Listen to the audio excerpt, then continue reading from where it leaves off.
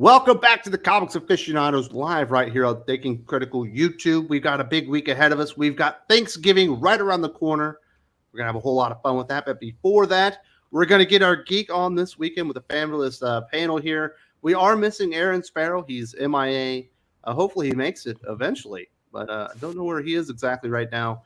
I think Drew might be reaching out to him. But we don't need him anyway. We can handle this stuff on our own with all the great geek talk and who else we got here? We got Drew from Comics Elite. Drew, you've got a big project out. You're fully funded, but looking for more. How many more days do people have to get behind Unholy Nightmare #1? We got 12 more days. We're just short of $6,000 right now, which is still very good. But my goal is to get to $9,000 so we can start on issue 2. But we're going to be putting up 2 more original pieces of art that anyone can win if they enter now. But when we end the campaign, you're going to be entered to win 2 original pieces of art. So we've got some more we're putting up. So please join now if you want to get some original art, guys. Very nice. And there's also a link for that in the video description, as you would imagine. And congrats on that to Drew. Did you have a good comic book week?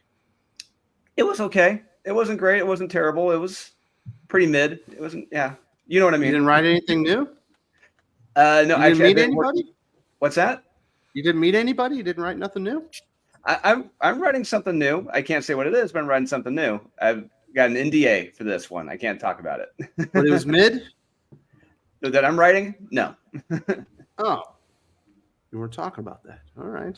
Please say if I read anything. I'm sorry. Read a lot of mid stuff, but wrote oh, yeah. That's not your whole comic book week. You're like, yeah, it's all the flavors of nerdness. Yeah. Doc, was that a robot? Yes. Yes. Uh-oh. What? What is going on, Doc? I think a love bot's over there. Doc's in his car like he thinks he's Perch. No. Weird going. I'm kidding. My fucking computer's being goofy this morning. Your audio is really off. It doesn't sound like you're going through your microphone. That is true. Okay. All right, then. The booming bass. We'll let Doc play around with that stuff and see if we can get back to him. We've also got the most positive man in thinking critical history. No, it's got to be Eric O'Sullivan, the soul of soup. I thought it was Definitely Jim. not Jim. No. Bowl of soup? You want a bowl of soup with that smile? My bowl of soup will make you smile. No soup for you.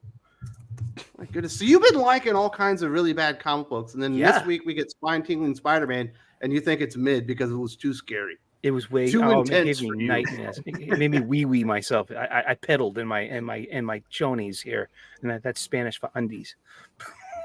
No, it's just like it's okay. I mean, I don't know if I'm a fan of Ahmed's writing. I'm struggling with Daredevil.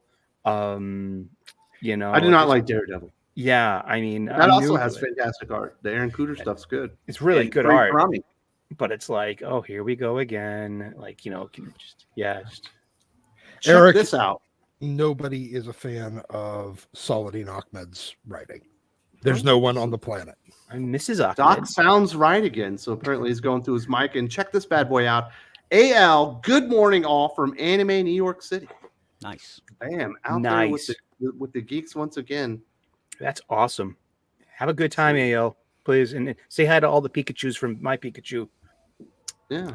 Sexy. Please. It's wicked sexy. How's everyone doing today? Thank you so much again for having me on, Wes. I had a good comic book week. There were so many comic books to read this week. There was a ton of comic books. There's like 30 of them from Marvel. Oh gosh, and I got through them all, especially all those stout. You know what? I picked up on that Peach Momoko Star Wars Visions. It was weird and exciting. I just love her art. So that was like, here I am, like we're all Star Wars fans, I think, and we struggle with it. And I don't want to spend my money with people that hate me, but I know that Peach Momoko does not hate me because she actually liked a few of my tweets, and she hasn't blocked me. We talked about a Peach Momoko comic once, and she gave me a DM and said thank you very much, and she was very, very polite. So, yeah, she seems like a nice lady. And she got a lot of, she didn't get in trouble, but caused a stir at a Comic-Con last year where she wasn't charging for autographs and, all the assholes had to show up. Yeah. And we were there. 15 autographs each, yeah. It was nuts. It was insane. It was insanity. The people running her booth were morons. And, it wasn't good. Well, you got to remember, in Japan, you don't charge for autographs. It's considered a great honor for anyone to want your autograph. So culturally speaking, for her to do something like that, to charge money for showing appreciation to the fans, wouldn't work. Yeah, you don't tip. But they Hold probably on. should have managed it better and said one Yes. autograph per person or something. Hold on. Absolutely. I'm going to point out that up until like 10 years ago, it was considered absurd in America to charge for an autograph at a Comic-Con. So honestly, I'm perfectly happy that Peach Momoko is not charging. More creators. It's cool. I need just to- think it sucks all the people that jumped in line to try and sell stuff on eBay and clogged up the whole thing, Yeah. asking for Yeah. like 15 autographs each. Oh, I remember being at Boston Comic Con 2015. All I wanted to do was to say hi to Scott Snyder and thank him. But there was this guy in front of me that had he had a stack of books, and there's Snyder just signing off. And I just got eye contact, waved at him, and walked to something else. And I'm like, but they weren't charging then. I don't think they were charging then. You should have gave him a good game. Then he would have remembered you. You know what I A mean? bowl of soup. Absolutely. Here's my thermos. A little soup for you. It's chicken noodle. Actually, at that Comic Con, I brought Sean Gordon Murphy some power bars. I hit him up. I was like, Sean, can I bring you anything? And he was like, yeah, bring me some power bars. And I did, but he wasn't at his table then. I came too early, and so I missed that. But every time I've seen him since, it's just what a nice guy. Very good. Well, I'm glad that you're all in the positivity sphere here. Because Thanks. it's time to go to the negative town. We're not going to Doc quite yet, but we're going to inch our way there. We've also got Jim from Weird Science. How you doing, Jim? I'm so glad I'm the first stop towards Negative Town. Here we are, me and Doc, the Pennsylvania guys, Negative Town. I do want to point out that Sully is very positive. He ends up sending me notes each week about the books he likes. The only guy who actually said ever, you know what? I've been really loving this e-viewing Black Panther, but I don't quite like this issue as much. It made me laugh so much. I'm like, there he is. There's the negative Why bit don't you of hire Sully. Eric O'Sullivan to write reviews for Weird Science. I He's want already to. put in the effort. We're gonna hook up. We'll do get there some soon. video stuff. We'll get there, and he will be able to maybe get me to move away from Negative Street. I could go to somewhere else in town. But Now, I think, Jim, yeah, what? Yes. everyone is always very excited to hear about how you almost died this week. Did we Yes. almost lose you? Not really. This week's okay, though I do think that there might be a leak in our heater. I think I've mentioned this before, but here's Aaron. Because I keep smelling oil throughout my house, and I think maybe it's going to be close to me just passing out. Maybe while we're recording. There's a strong smell What of if oil your in wife there. is behind you with a sock with ether on it, and she's just looking for the right moment to finally... Like Put it Bill over your mouth. Cosby me? Yes. I might go for that. I don't know. She probably would. She does. Even when we were recording this week, she was always shaking her fist at me. I don't appreciate it. She's because on one. the Hot or Not podcast, you do go. I do expose some secrets. Well, actually, I talk about my kids farting too much, and you talk about the time you almost died and your kids were laughing and taking selfies with me and maybe putting penises on my forehead. I also did mention a little. I guess I could have died of dysentery because I did go to plunge a toilet. That was not my deal, and my plunger. It ends up having this lever mechanism that kind of leaked right in my face. Why So didn't you get that a wasn't man's good. plunger instead of I using couldn't your find it. wife's? I do have a Yeah. man's plunger. I couldn't find it. They hid it on me. I don't know So where that's it one is. of the things, Jim. Or let's bring in Aaron. He's a voice of reason here. Yes. If you get some of your own piss in your mouth, whatever, man. Yeah. But if you get someone else's shit in your mouth, Yeah. nah, no bueno. It doesn't matter Not if they're good. your kids. No. Well, here's my question, Wes. You said your kids were farting too much, and I'm just curious what the correct amount of farting is. Well, it's not that they're farting too much, but my 4-year-old has his go-to joke that he wants to fart on you, and his brother was trying to help him out and say, "No, you need to pull your pants down and fart on me that way." And I was like, "You're gonna get pink eye. Like this is not sanitary." And I've been looking over, I'll turn over, and there's just 2 white cheeks farting in my face. It's been happening for months now. It feels like it's too much. Boys are great, aren't they? Well, they are. He's fun. Yes. He's got a good delivery on it. It's just, you don't want to hit the punchline so often. Well, the thing is, kids don't understand diminishing returns. So, like, if it was hilarious once, if they got He's you still the going first full time, Taika Waititi on this shit. I'm Yeah, you 98. get caught I'm off still guard. laughing at farts. If somebody farted right now, I would bust out laughing. Now, I even told Wes at one point, my one son, my second oldest, at one point, he thought it was fun to just take a crap in the hallway and yell crap on deck and start running around like a madman. Everybody laughed, and we had to tell him, you That is can't not laugh funny. at that. It's not going to stop You if have you to clean it up. Now, I think the funny thing was, oh, look at Dad. He's going to have to clean crap up No, you again. should have made him clean it up. No Yeah. gloves. Like, you got to teach him a lesson. No gloves, open mouth. He was like 3 at that point, so Well, never mind. He's yeah, it too was young. my deal. If he was I over just- the age of 8, he's got to. Everybody else was laughing it up, and they thought it was great. I just like that I got here just in time for Wes to go. So, Jim, you almost died this weekend. You're like, no, and then Wes looked disappointed. Yeah, What? yeah. I'm sorry. Too busy this week. Jim's got a thing on the channel. It's the "I almost died this week" story. I'll tell you, Whether once the he's weather- electrocuted or poisoned or carbon When the dioxide, weather whatever starts it is. getting colder, I'm not out and about as much. That's when really bad stuff happens. There you go. Well, sounds like Jim had a good time. We're not gonna. Let's have a little reprieve from the negativity. We do have Aaron Sparrow late to the party, but made it basically in time. How you doing, Aaron? I'm doing all right, Wes. I'm doing all right. How's everybody doing? It's good to see Sully here. I don't see Sully all that often. Good to Did you see get to play Aaron. with your Mythic Legion dolls this week? Oh man, so much Mythic Legions this week. It's been amazing. Came home with a bunch of cool stuff from the show. It was an awesome show. Shout out to everybody in Jersey. A lot of Aficionados fans out there came up and were ready to rumble, ready to defend the honor of New Jersey against Wes's merciless attacks. So I got a comment, and this guy said that he found 3 Mythic Legion figures. I guess I'll call them figures instead of dolls. They had all the accessories, but they were open, and he was able to buy them for $15 each. Was that a good deal? It's a hell of a good deal. Yeah, he said he flipped them for $45 each on eBay. Oh wow. Okay, I wonder which ones they were then. Aaron's got him right behind him. Like that damn guy. They're- Are you a they're- toy flipper, Aaron? Not really. Is toy I flipping a tend to- thing? Here's the problem with me is like if I buy like, so this is what's hard about going to You're like a dog hoarder or a cat hoarder. Once you No, it's just like so I sit establish there the and relationship. I'll paint a piece for somebody, and if it comes out particularly great, I don't want to part with it. I'm like, oh, this came out. I really nailed this one. Let me paint you another one. No, I can't. everything that I painted went to fans, so it was an absolute blast. I turned around and I made some money at the show, and I handed it right over to the Four Horsemen and bought some more of their figures. So it was a good show for everybody. Very nice. Did you enjoy the Marvels? I didn't go see the Marvels. What? Why in the world would I do that? Just because I don't Kelly Sue know. DeConnick told me to? Since when do I listen to Kelly Sue DeConnick? You should listen to Kelly Sue. Whiny ass Twitter account. You see, all mad at Gail all mad Simone at is going to be Chris. writing on the X-Men books. Oh, I got news for you. Gail Ooh. Simone's going to be the main writer on the X-Men books. It's going to be the Gail show. So that just tells you what a state X-Men is in.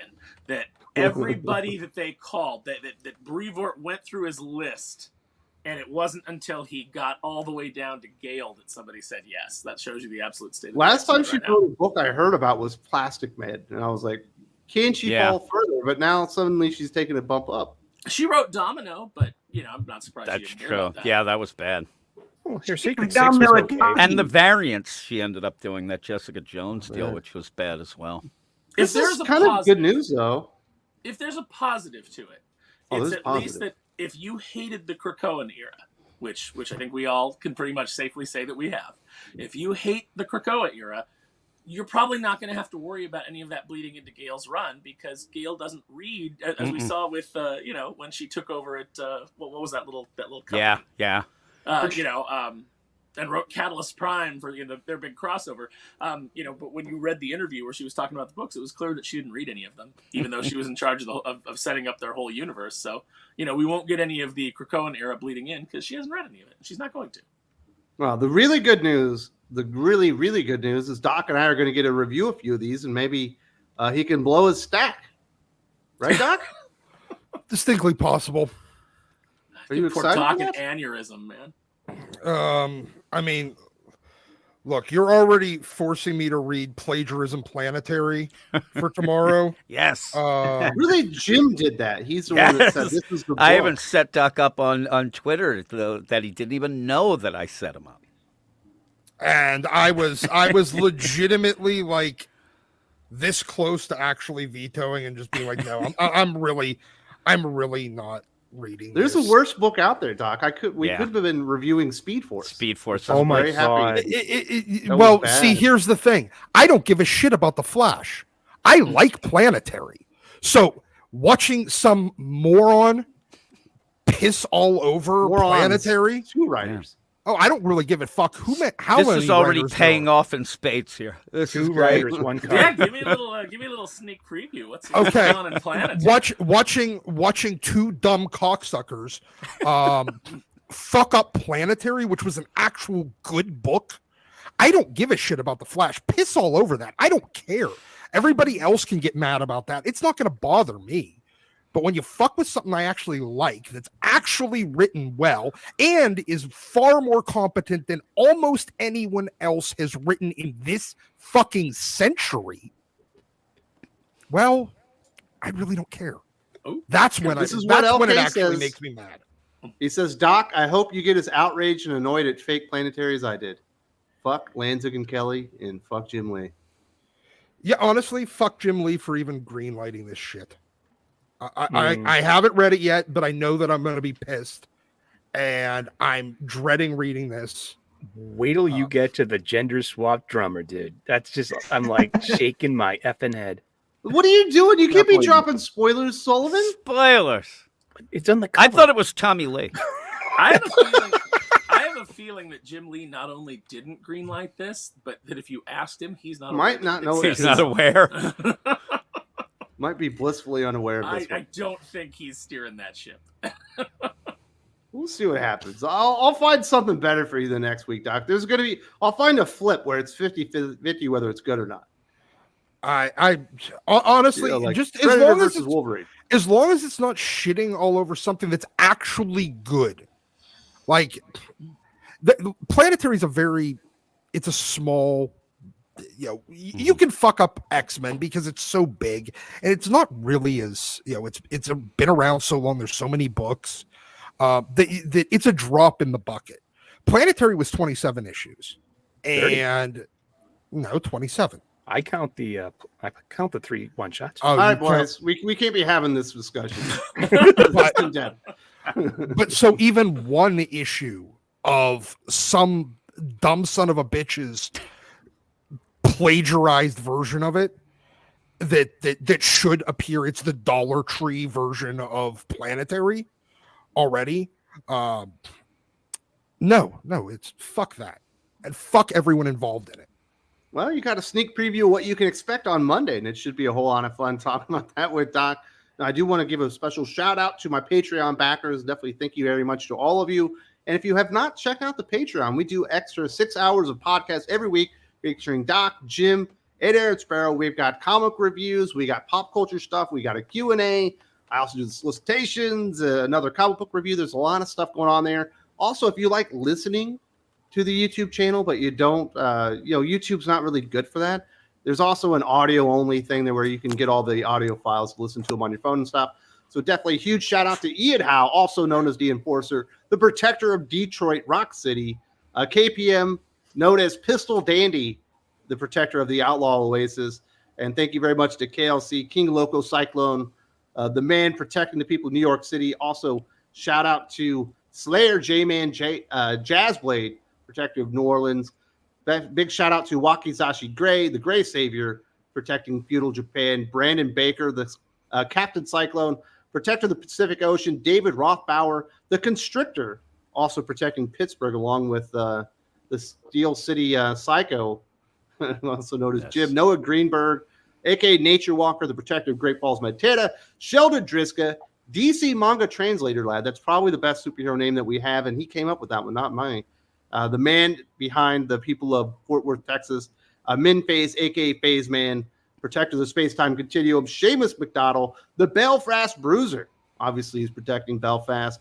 David Smith, just Dave, protecting San Francisco. And then Mike Daniels, Zero Nova, protector of Lumina Heights. Thank you very much to everybody for supporting the channel. Really appreciate that. And like I said, if you haven't checked out the Patreon, definitely do, because there are some really cool things there.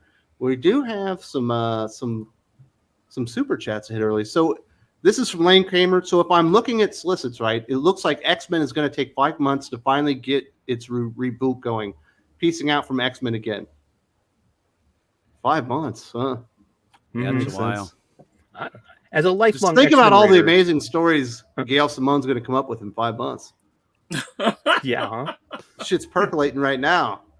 By the Yes, time you get shit. there. Shit is the key term. It's okay to take breaks. I've taken so many breaks from the X-Men. It's like Evil Knievel and Broken Bones. It's like it's all of them. It's like, dude, Hey, writing stories of women hanging out and playing with doggies, it takes a lot of time, you know. Yes. Absolutely.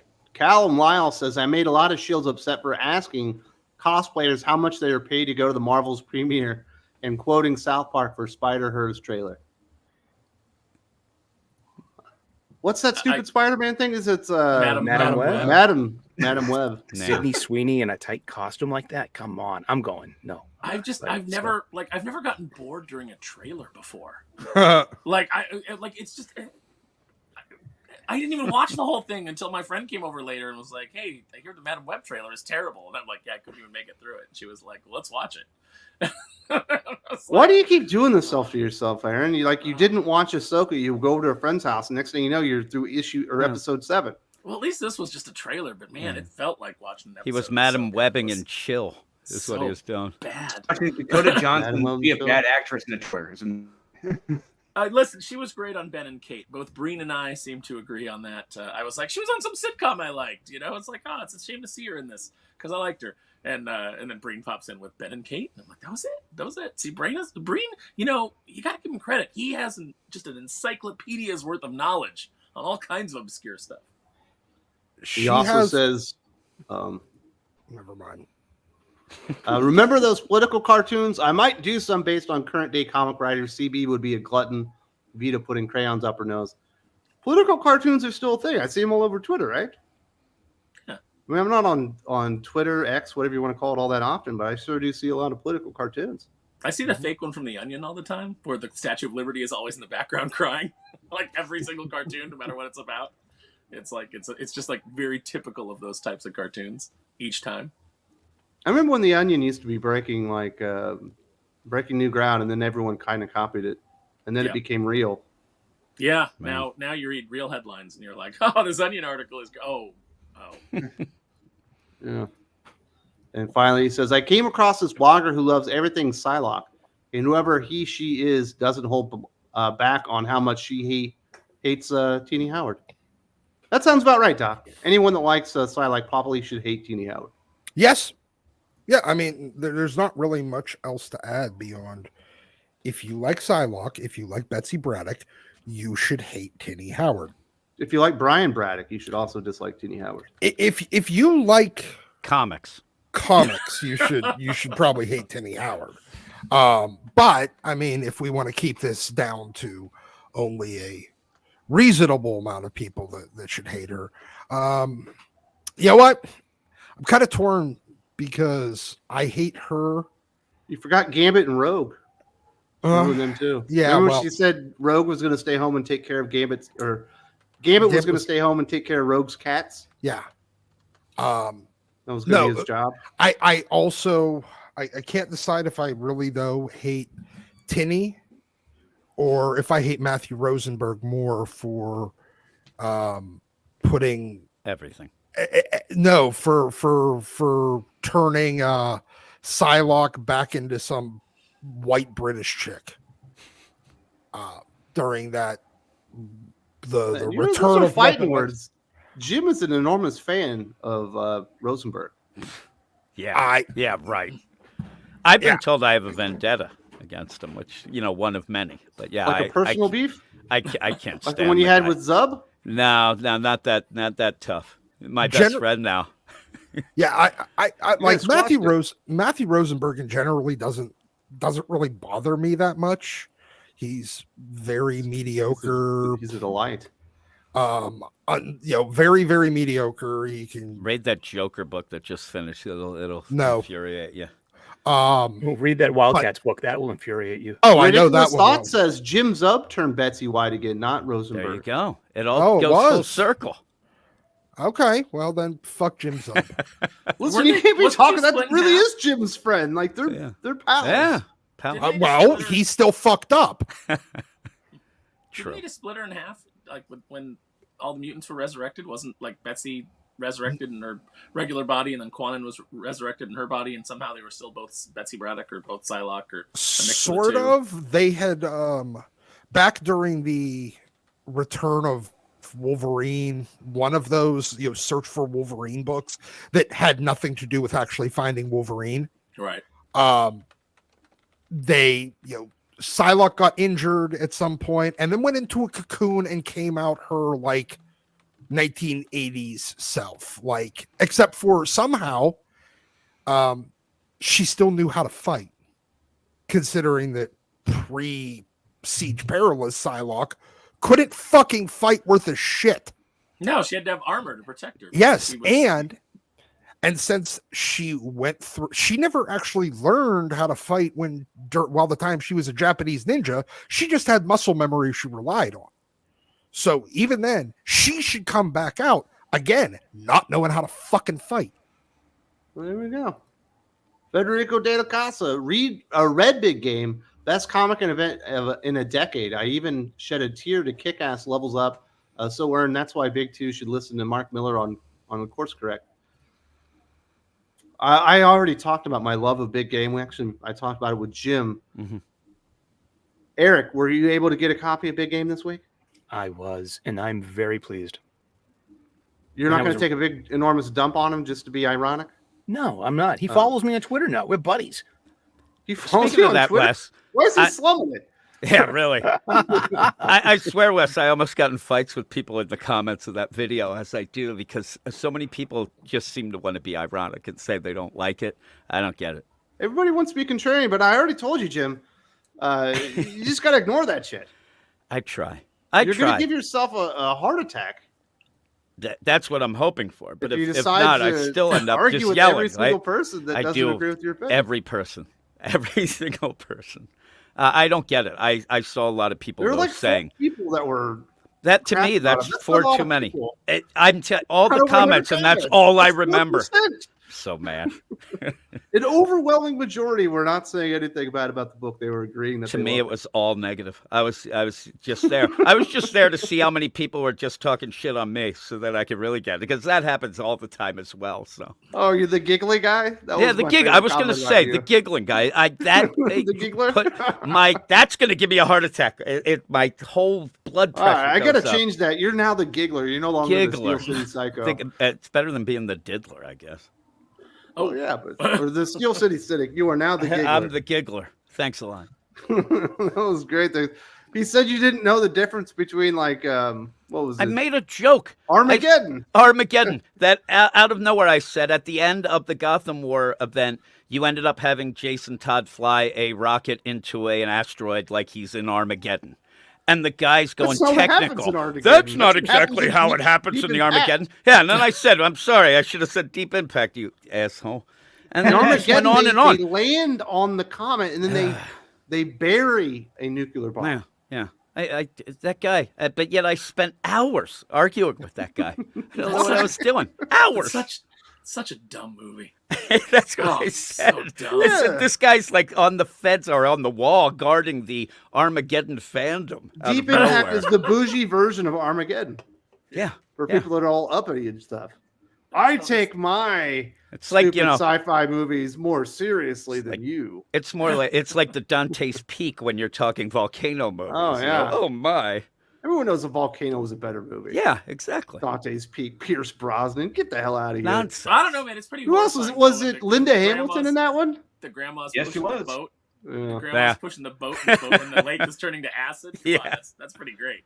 It's always weird when you have like two movies that basically have the same plot come out at the same time. Volcano's really stupid, though.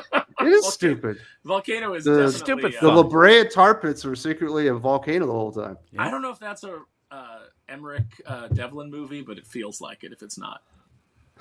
Sora Hart says, "Hello everyone. I wanted to ask if anyone here watched One Piece live action, and if so, are you guys watching anime or reading manga?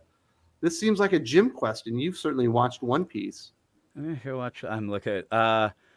Yeah, that's the thing. I love manga. I haven't actually watched more than like 2 episodes of the live action One Piece. I like them. I just ended Son up of a bitch. running out of some time. But that's the thing. I already read manga and watched anime before going into that. So yes, I guess is the answer in my roundabout way. But yeah, I thought that My wife watched the live action, but I didn't actually. I checked out like an episode and a half, but it looked. I was- Everybody seems to like it, and I actually liked the 2 episodes. I just haven't had time to go and watch. I've watched so many other great things instead. Actually, I haven't watched anything. So this is what they're saying, Aaron. The real volcano movie is Joe versus the volcano. I'll back that up. I've never understood the love for that movie that people have, but That but movie's out of pretty the three. boring. Where they have to supply the locals with orange soda. Yeah, It's amazing. yeah. Never And the never got it. flickering light that was driving him insane in the office. Just don't get the love for it. I just don't. I just never have. It used to be on cable all the time. Like it was on cable constantly. And I watched it many times going, what is it that everybody loves about this? Yeah. Like, it's fine. No, that I was about to say. You're also the guy that doesn't like. Joe's Apartment. No, not Joe's. That's a terrible movie. That's what that reminds me of. For No. some reason, they both go together for me. Jesus, Jim. No, I was thinking of Jim's the, like, Joe's Apartment's the prequel. There's something about Mary. Oh, yeah. Doc hates that movie. I'm like, you just don't like fun. There's There's something about Mary is hilarious. I mean, it's got some great. It does have some great stuff in it. What's his name? 8-minute The abs. big Wasn't T. that Tony Soprano's Franks and Beans? Franks and Beans. That was Tony Soprano, right? No. No, that was actually mentally handicapped. Oh, okay. Yes, absolutely it was. And then the best is Matt Dillon when he's trying to hit on her. Hitchhiker. I work with retards. And she's like, isn't that a little politically incorrect? Well, maybe nobody's going to tell me who I can and can't work with. He turns. I love those little fuckers. We got this one kid, Mongo. He's got a head like a shovel, but he's a good shit, so we don't bust his chops too much. And you're like, who is this guy? This is great. That's a funny Everything movie. he says is wrong, but somehow he makes it sound positive. Like he just completely confuses her because he's saying all these things that she feels like she should be offended and insulted by, but he's actually like trying to be sincere. That's ridiculous. The Fairley Brothers used to be hilarious. Now let's get into this. We've got the worst week in MCU history. Basically, we've had the lowest performing movie in the 15-year history. Somehow, the Marvels underperformed Incredible Hulk, which I believe came out in 2008. And I was like, wow, I was still in England at the time. I can't believe it. They were able to pull that one off. We've also got Steve Yeun, I guess, has been cast as Sentry. Pedro Pascal is going to be Reed Richards. They're having to reshoot for 5 months on the new Captain America movie. Tom Hiddleston is out as Loki. And there's leaks everywhere, Aaron. This thing is just all this negative information coming out at the same time. Although maybe people like the Pedro Pascal or Steve Yeun thing. Well, congratulations to the Marvels on its record-breaking week. It has broken several records. Worst opening in MCU history, least interest of any MCU film ever. Had the worst Monday, the worst Tuesday, the worst Wednesday. Pretty sure Thursday was bad. Friday's not looking much better. I'm sure that we'll get through this weekend and find out it had one of the worst holds in Marvel Universe history. So it is just an absolutely record-breaking week for the Marvels and for the MCU. And good God, let it die. Just let it die, guys. You got to let it go. And they're so stuck. They're so stuck because they had a natural ending where they could have, in Endgame, and they could have done a couple of, movies that were basically like the, the afterward. You could have still had No Way Home. You could have still had Guardians 3, and those would have just been like nice little cherries on top. But they had to try to keep going instead of reassessing. And it has been a complete disaster, and I am absolutely here for it. Doc, what do you think about the Marvels?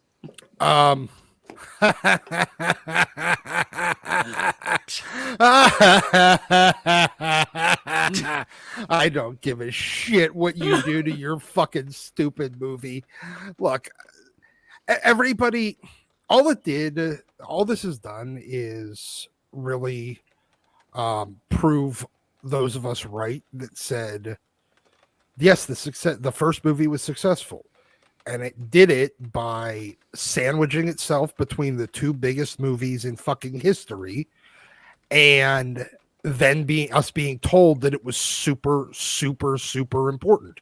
The actual fallout from the failure and the lack of interest from that movie, like, you saw it in two things. One, you saw it in Endgame, because there was a lot of stories that came out before Endgame that they had filmed a lot of scenes with both Brie Larson as Captain Marvel and then the same scene but with Scarlett Johansson as Black Widow, and they weren't sure which ones to use, so they basically made the characters interchangeable in the movie.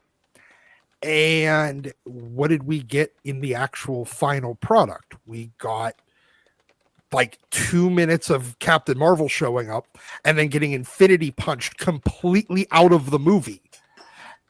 The actual tell for how successful Marvel knew it was, Disney knew it was, or thought it was going to be how it did on the sequel. With most of these movies these days, the audience reaction doesn't actually it doesn't fail on the first movie unless there was just no interest at all. But as long as you manage to create hype behind it, it's going to do well. But then whenever you try to follow up with a sequel, that's when the fallout's going to really kick in. You saw it with, honestly, you saw it with Indiana Jones 5. That everybody was so disappointed in Indiana Jones 4, and then there was nothing that was a big draw for them to come back and watch 5. But they put a chick in it. They made it lame. Yeah, I know. But between the pander thing and the fact that nobody liked 4, everybody was like, "Oh, we're done. We're good. We were done after 3. You did 4. We figured we'd give it a shot. You fucking dropped the ball so hard. We're not even going to bother with 5." And there was absolutely some of the, obvious pander kind of, marketing tactics that turned a lot of people off. But the majority of people that didn't go see 5 didn't go see it because 4 fucking sucked. Yeah, and you just gotta follow the merch, and that seems like that's where they really, and they're like, oh, Captain Marvel made over $1 billion. Everybody loves Captain Marvel. But if you followed the merch, you would have seen that wasn't so. People saw that movie exactly as you said, because it was sandwiched between the two most important movies that were coming out for the MCU. It was basically the climax of everything that they'd been building to for 10 years. And they end with that little stinger in Infinity War where you see Captain Marvel's symbol, because they're trying to convince you that Captain Marvel is important for you to see before you see Endgame. And you went and you saw it, and it had no effect whatsoever. It actually ruined. It was really the first sign of where the MCU was going to go, and that it wasn't going to go any place good after the Russo brothers left and after Endgame was over. It's the first place where we saw them start to really screw up their own continuity. Just have writers and directors that didn't pay any attention to the previous films, and it was a sneak preview of this disaster that they've had over the weekend, and they've got to be scrambling, and I'm sure, as we can see, all the desperation moves, and they come out with a bunch of announcements that just further cement the fact that the MCU is in its death throes. Yeah, and not only that, but you also had you had a lot of people that were just disinterested after seeing the first time. Was there? I don't think Captain Marvel was, the first one had the same kind of repeat viewing that a number of the previous movies, because basically from about Civil War, no, Winter Soldier on, you started seeing people that would go and see a movie 2 and 3 and 4 times. Mm-hmm. I don't think you had that with Captain Marvel. I mean, the box office receipts says that yes, it made $1 billion, but it didn't get the kind of repeat viewing that other movies had. Otherwise, it would have been closer to the $2 billion mark, because you had all the people that were invested from Infinity War that wanted to see it. And I mean, look, let's be perfectly honest. The correct movie to have come out when Captain Marvel did was the Black Widow movie that we just saw. The one that ended up on Disney Plus after Endgame, that was a prequel. It was a flashback movie to what happened between the two eras. That's when it was the appropriate time to release that movie, because then it would have, kind of like when you're watching a TV show and you notice, like, for 2 or 3 episodes, it starts really focusing on one character. Mm-hmm. And then, because that character is the one that's going to go make the big sacrifice in the season finale. And that's what they do. You release that movie when Captain Marvel comes out, and it actually builds even more of the impact of, Black Widow's sacrifice in Endgame. But they didn't do that. They released it afterwards, and then nobody was really terribly interested in it either. So yeah, you can see that this was the time where they really started putting agenda over proper storytelling. And I don't mean that in a political agenda kind of way. I mean, we're going to disregard what the correct business move is and the correct storytelling move, because we want to try to hype up a different character that has no hype and really isn't. Honestly, I think Captain Marvel would have had more impact if she would have just shown up at the fucking final battle with Thanos, and nobody had ever seen her or anything like that. And then she just shows up, fucks a little bit of shit up, and is effective. And then you build that desire to actually want to see her solo movie. And then you tell her origin movie when Black Widow came out. That made more storytelling sense. You don't screw up Nick Fury. You don't screw up S.H.I.E.L.D. You don't screw up all of those things. You actually take the time to craft something. I think this was the first time that we saw, like, just Kevin Feige just drunk on the idea of his own genius. You see that article that comes out, and it's like, well, the genius of Kevin Feige is that he can, sift through the shit in the editing room and come up with something out of it. And it's like, why don't you just not make shit? Like, don't just hand it off to, untalented people and wait till they're done and then come in and go, okay, how do we salvage this? Well, we need 5 months of reshoots. Just do it right the first time. You know what the greatest part, though, was, Doc? I know you'll enjoy this. Eric, let me know what you think. What you think about this. The fact that when you had guys like Chris Gore, Alan from Film Threat, you had them coming out and rightfully saying that maybe it's not a good idea to aim your $300 million movie at teen girls. And then you had Kelly Sue DeConnick come out and attack him. All these people come out and attack them. Chris Gore actually lost real life friends over it because of how cowardly people are. That someone could have even the slightest criticism of, a terrible female-led film, even though there's many, many, many male-led terrible films released every year. When you point out that one starring females is not very good, you get a whole bunch of backlash. But Kelly Sue DeConnick came out and attacked him, saying like, as we all saw from the Taylor Swift movie, teen girls don't have any economic power. They certainly do for the things they're interested in. That's why Barbie made over $1 billion. But not only that, in what you are selling, they're not interested in superheroes. They're not particularly interested in your third wave feminism, and certainly not attached to superheroes. So yes, there's no way Taylor Swift movie ever cost $300 million. No, because all they did was film a concert. Yeah. Yeah. It comes nowhere near to $300 million, and it made crazy bank. And it's because it was something they were interested in. No one is interested in what Kelly Sue, what Gail Simone, this feminine Heather Antos, all these things that they're out there pushing into superhero movies. Young girls are not interested. The majority audience for this is still men. That's who the movie should be aimed at. The women that like it for what it is, like it for hot dudes like Thor, like it, maybe they like the stories, they are into that. But you already have an audience. Stop trying. Even Grace Randolph agreed with you. Dude, that's like a coming to Jesus moment. That was like, whoa, Grace Randolph. It seems like the MCU is in trouble. Yeah, look, the Taylor Swift concert movie made a lot of money because the Taylor Swift tickets were stupid expensive, and you essentially got a very similar experience.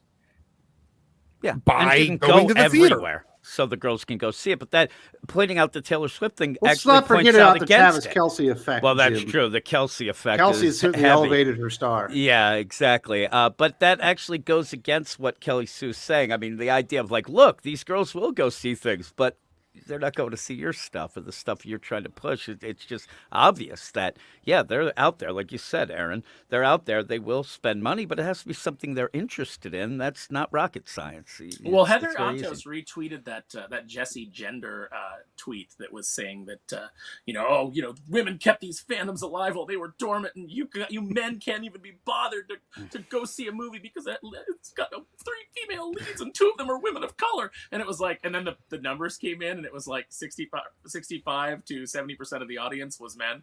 Yeah. And it's like, well, we're just trying to keep your fandom alive, Jesse. Jesse Gender, we're trying to keep your fandom alive. Why aren't you helping us?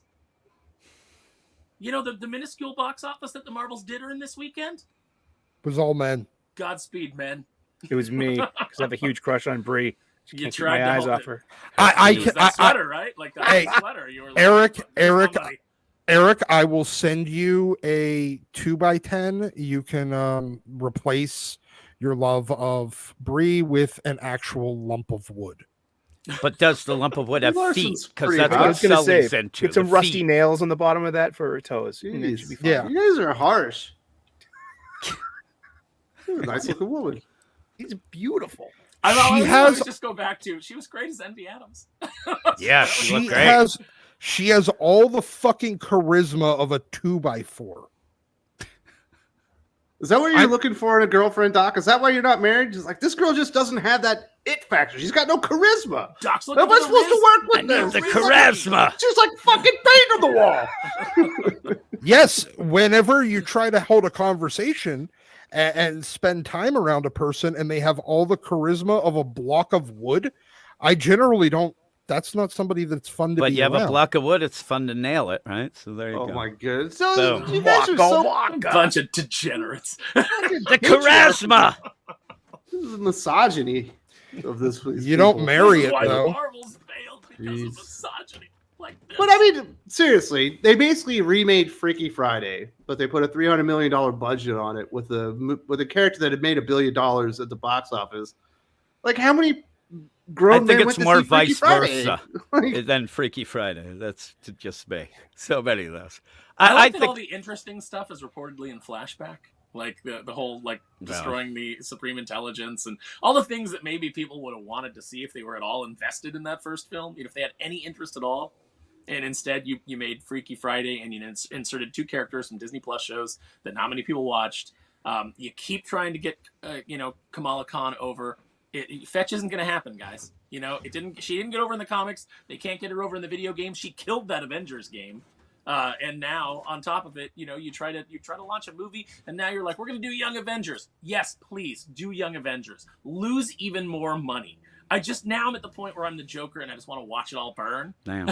I'm just sitting there and enjoying the bonfire. Well, man, I can't wait for Stinger, man. That's going to be great. Stinger. Remember, this that is- actress from Ant-Man and the Wasp: Quantumania Oh was yeah, amazing. more Cassie. That's what we need. remember though, this is the same. Speaking of Fetch, this is the same Hollywood that just remade Mean Girls that came out this same week with a fat chick as It's based on the musical, but it's pretty harsh. Yeah, It looks yeah. awful. The trailer looked awful. They And I remade liked the Mean first one. Girls? Yeah, Yes, it's Mean Girls done was only on out like 15 years ago. but it's done on the perfect movie. musical that they had. But then they put out a trailer that gives you no hint that it's even a musical, which is very odd. And Mean Yeah, Girls it's is just a like good Mean movie. Girls again? Mean Girls is Mean great. Girls is Yeah, great. Mean Girls is a great That movie. Clueless, I'm in. I want But- my pink shirt back. I love that Yeah. moment. The funny thing is if 30 Rock was still on, Tina Fey would write jokes about what a dumb idea it is to Yeah. remake Mean Girls already. But you know what? They offered her a check and she took it. God bless Yeah. her, man. They couldn't That's- do like Mean Women and just bring back Regina George. That's what they and- should have done. They No, even had no, commercials for Regina Walmart or whatever George were is a good. chubby chick in this one. Yeah. That doesn't Yeah, make it's any like- sense. It doesn't doesn't make make any fucking sense. Yeah. It does, Doc. We have to fix history. Now we have to fix her story. Well, Well, what I mean, the bullies- Is it the really bullies body from comics- positivity to make an overweight lady like a complete asshole? Stop punching down. how- You know, it actually is current day because it's all the bullies in the comic book industry now are chubby women. So Well, here, but my question is, how do you fuck with Regina George by making her gain weight when she's already fat? Do You do give her That make was her? the speed. joke from the first movie. She was giving her all those protein Well, bars. now Yeah, you trick you her into can't getting do it. on a treadmill. Is what they Yes. do. That's exactly it. Now you give her like you replace her food with like slim fast bars. Yeah, it's actually it has speed in it, so she can lose some weight. Methamphetamine to run her. Try this Coke milkshake. Here, put on this red baseball cap. So, Drew, I know you're a big fan of the Fantastic Four, right? Oh, absolutely. Yes. Yeah. So I think Pedro Pascal is an interesting choice, but I think the idea that they're going to make the main story a love triangle, and they're going to make Reed Richards like the symbol of a patriarch, and the main character is going to be Sue Storm. I'm like, have you guys not read the comic books and seen that like the relationship that really drives the Fantastic Four is really Reed Richards and the Thing? Like, you should be thinking about how to make the Thing look great because he's like the reason, he's like the heart and soul of the team, and it feels like he's going to be an afterthought, so they can make Sue Storm look good. I think it's really all going to come down to making Reed Richards look bad. That's what it's all about. Just making him look like an idiot. And what better actor than Pedro Pascal? I mean, look, in my opinion, I know a lot of people love Pedro Pascal, but he plays nothing more than a simp being pushed around by women in everything he does. That's all he does. That's all he's good at. And Somebody I'm was in getting- Narcos. Never watched Narcos. Oh man, you should check out Narcos. This is a fucking good movie, man, or a good TV show. has anyone done the meme I'll yet look of him into it. going, life is good, like with him in the Fantastic Four costume, and then going like, but it could be better, and literally anybody else. Drew, if you Yeah, haven't watched Narcos, I'm it's a doing true it now. story. There's a guy, he's got a podcast. I think it's Game of Crimes. He's one of the co-hosts there, but he's the what's his name, Bodie something, the actor that was in that stupid ass Predators movie that came out not too long ago. But it's the two DEA agents that were hunting down Pablo Escobar. It's fantastic, way better than Marvel's. I'll look into it. It sounds like it is better than the Marvels. Sounds like it'll be better than the Fantastic Four. But I I mean, thought he was awesome really- as the Red Viper too. Yeah, but no matter what you think of Pedro Pascal, whether you like him or you dislike him, I think we can all agree he's not Reed Richards. There's nothing about No. him that that evokes Reed Richards, and it's gonna be awful. It's gonna be awful. Why does anyone even care anymore? People are like, oh, but at least we still got Fantastic Four and X-Men. Yeah, look what a bang up job they've done, in Phase 4 and 5. Those movies are gonna be great. They fired all the writers. I mean, they just brought back the guys that wrote Captain America: Civil War, Captain America: Winter Soldier, Endgame. Marcus and McFeely. Yes, they brought them back to they're like managing the storyline now, like what Joss Whedon did with the first three phases. Why did they get rid of them in the first place? That's the thing. Is like Actually- no. Actually, the Jordan Knight of the MCU is still in charge. I do know why they actually quit over the Scarlett Johansson thing with Black Widow being released to On Disney streaming. Plus and it fucking with her bonus for that movie. They quit because of that. So So they sound like stand-up guys. yeah, Sounds like they went. But to they bat brought for those guys Scarlett. back, and they're like unofficially like mapping it out again because apparently we're not going to Kang anymore. They've decided Kang Dynasty is not the place to go to get the Secret Wars. They should just do the dude from Guardians of the Galaxy 3, Just make him villain? Kang. Adam No, Warlock? no, Or just the, bring in no, the the, Evolutionary. the the High High Evolution? Evolutionary. Yeah, That guy High was great. He'd be a huge threat to everybody. No, they're gonna screw up Doctor Doom instead.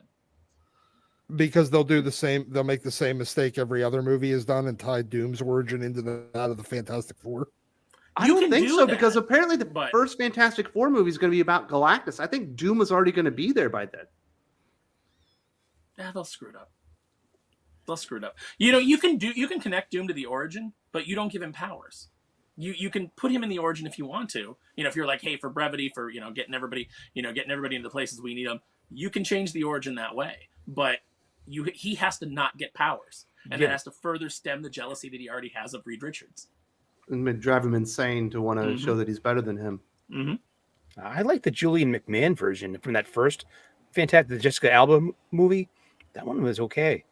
Where he's Well, just Julian randomly McMahon was turning okay, metal. but- Well, Yeah, because Julian it's McMahon all, was okay, you but he got never got to air, play fire, Doctor Doom. rock, wind, and steel. So you get this like thing going. It So fits you get the thematically. Pokemon thing going. You gotta, Exactly. Yeah. And then Avatar at the movie. end you Steel. turn into Captain Planet. Okay, fine, whatever. Man, they should do a Captain Planet movie. Doc, do you remember in the second Fantastic Four movie, The Rise of the Silver Surfer, where Dr. Doom said, "Let's go for a spin," and created a hurricane? Like a big tornado Awesome. to throw Yeah. everybody around, and you were like, "Oh, you guys really get the character." of Stick Dr. Doom. around. He's all about the puns. Yep. Yeah, that's. I forgot about that. Yeah. Oh, The Silver Surfer is going to be a woman in this movie. No, it'll be Of Frankie course. Ray. It'll be, or No, they'll just change. No, they won't do Frankie Ray because that would make sense. Instead, they will just make Norrin Rad a woman. But if they go like full up Mystique from the first X-Men movies with that situation, I'm going to be okay with it. Norma Rad. You know what I mean? Because I don't remember who was the model, Doc. Rebecca Romaine. Rebecca Stamos. Romaine. Rebecca Romaine and just like blue paint was amazing Yeah. Mhm. with some scales. 2000 is very different from 2023. They do not like the male gaze. Get away from the male gaze. Can't have that. That's not a nice thing to say about Yeah. LGBTQ. Come on, stop punching down. Yeah, but if they do that, that would be great. Of course, they could always get who's their name, Lizzo. Maybe she'll be the Silver Surfer. You're like, oh no. Surfer's Hey, not gonna be she's able to get off the already- ground. She's already working with Disney Yeah, she's in Star Wars. in The Mandalorian, so. And maybe Didn't we'll that- get didn't that Jack drop, like, the Black same as. Didn't it drop? Well, Jack Black will is be- Dr. he'll be- Doom. He'll be Galactus. Yeah. No, Javier Bardem is going to be Galactus apparently. Yeah, Jack Black think he ends can up pull as it off. Doctor Doom. And then we just get a slapsticky Doctor Doom. Because, sure, why not? I really like Jack Black in the movie The Jackal when he gets his arm blown off by Bruce Willis. Bruce Willis. Yeah. Bruce Willis. Yeah, that was the best part. I was like, that guy deserved it. He's really annoying. Well, he's annoying in Mars Attacks too, and then he gets obliterated in like the first military rush. Mars Attacks is a movie that I should like, but I've never made it through because I think it's so bad. It is really bad. I don't know what they were going for. Like you can watch it and it's entertaining and it's kind of great. There's so many stars in it, and I like Yeah. anything with Jack Nicholson, but it did not work for me. Yeah, it's not well constructed at all. We just want to talk about anything other than the Marvels, right? Is it better than the Marvels? That's the big question. I haven't seen the Marvels. Maybe. But I have to. It's hard If to anyone not saw be. the Marvels, it was frickin' Eric. Did you see the Marvels, Eric? I wish. I mean, you know me and Brie Larson. Jeez, no, I didn't. I thought you had like a nerd crew. You went all the superhero movies together. Opening week. We only get together for ones that have potential. Like we got together for like Spider-Man, No Way Home, and we even got together for Multiverse of Madness. And I like the Raimi parts of that. You can definitely tell when Sam Raimi had control of his own movie in that movie. So, but no, I skipped the You Marvels. didn't go to the Flash? I saw the Flash when it was free on Twitter for one day. Someone had posted. I got this from Josh McDonald, and there was for one day someone had put a bootleg copy of the Flash. I don't think it was free. I think you pirated the movie. Yeah, I did, and I kind of enjoyed it because it was free, and it was just and at home I didn't have to. I pirated it, and I didn't even enjoy it as free. So I've got HBO Plus or whatever they call it here, and I still haven't watched it. You're not missing it. You're not missing anything. You're really not. You're saving yourself some pain. My wife watched Morbius. I was like, Oh, I watched that too, and it was abysmal. have fun with that one. Morbius was bad, but it was like kind of like hilariously bad. Like it was just like so ridiculously incompetent. And that's really the great thing is because Sony just didn't learn, and they're doing Madam Web now, which has even less appeal than Morbius. Hey, they didn't learn, and they made Craven too, but that's not out yet. Man, this is Danny Trejo as the Thing would be great. That's good casting. That guy has a rough exterior with a heart of gold. Everyone ends up rooting for him at the end, right? Except for when he's Johnny 23. He makes some good tacos. I can tell you that. Yeah, he was in his what taco was it? restaurants. Fantastic. He was in that Michael Mann movie, The Heat, right? Maybe they should have put him in Marvels. Just like he could have like pointed out all the misogynists in the audience and said, "Hey, ladies can do something now, and you better get used to it." Hey, you know what? I don't speak Spanish. No. Danny Trejo as Captain Marvel, and they could have done if they would have done a Marvel, freaky, a Freaky Friday with Danny Trejo as Brie Larson's Captain Marvel, which would have been great. Switching with Lizzo. Yeah, it would have. People might have actually wanted to see it. There's been some actual art in Marvel Comics where you would have been like, "Is that Danny Trejo as Captain Marvel?" Probably would have worked on the screen. All right. Well, let's hear for the people. So they have some things they want to be said. Callum says, and I think that actress who played gender bend Ronan shouldn't act because her face and teeth are a meme now. And I hate that Nia DaCosta person. I think everybody does. I don't know. I saw Ronan in like Endgame or whatever. That was a good thing. Mm-hmm. Is that what you're talking about? You talking about Renner? No, no, he's talking about in the Marvels. Echo. He's talking about gender swap the accuser. Oh, Oh. Ronan the Accuser. The chick with the hammer. It's Ronan with an A. He spelled it Ronin, like the ninja. masterless samurai ninja. The ninjas are from Ide. Fucking whatever. Complete difference. The ninjas were terrorists. The samurai were the ones that protected the feudal Japan. Oh, don't care. Wait, don't forget Kang Dynasty lost its director for Shang 2. Yeah, They're that making one Shang destined guy. They're making Shang-Chi 2. It's so great. They're so stupid. Hey, they're also making Eternals too. Eternity. Nah, there's no way they're making the Eternals the too. money into the They furnace. Just do it. Eternals 2, Electric Boogaloo. Someone Well, now that they got Marcus and McFeely back, maybe they'll divert the ideas into something positive. You mean the giant hand sticking out of the earth that nobody's made mention of at all? Well, that's how they'll defeat 4 years? Galactus. They'll just have the Celestial just cram his hand just right up. Right up Galactus, and then that'll be he'll fist him. Mm-hmm. Yeah. Adam Frey says Star Wars retired from 1983 to 1999. They kept an a steady churn of non-movie content for the diehards and made turnkey money. MCU needs to do the same. I just need to let it die. It was a good 10-year run. Just let it go. But Hollywood just can't. And then let reboot go. it in like 8 years with new people. Yep, start with the Fantastic Four this time. There's so many different things they could do with it if they just let it go away for a bit. That would make it exciting for the next time. Yeah, sometimes you have to reboot. Sometimes you have to Jim, you're also a Star Wars retired fan, right? Yeah, yes, I am. Retired. You didn't watch Andor? Nope. You didn't hear that was the best Star Wars live action content? I heard that. I'm not a big Jedi. People get mad. I'm not a big Rogue One fan either, so I didn't really care. And the whole deal of it is, it just ended up being something I didn't need to watch anymore, and that's kind of how I feel about this MCU deal. And it's funny, more of a comics guy. It reminds me of what they ended up doing with Krakoa, with the X-Men stuff, and we were talking about it earlier. At a point, you have to just say, because it started out strong, Jonathan Hickman, it got too bloated, it went all over the place with that, and you have to reboot. You have to go. Not that, what's coming up might be better or worse or whatnot, but yeah, it should go away for a while. You want to have to make people want to see these movies. Right now, I don't want to even see them. And I'm sure I'm not the only one, that you just see something announced, and you're like, well, whatever. It doesn't even hit you, and Well, that's the nice thing about announcing. the nice thing about announcing Gail Simone has taken over X-Men. Is everybody gets a nice long break from it. Yeah, You know, exactly. yeah, That's exactly. the 8-year break. You know? A You're like, longer. okay. Hold on. Let's be certain. Let's be clear here. A longer break. We're already on a long break. Mhm.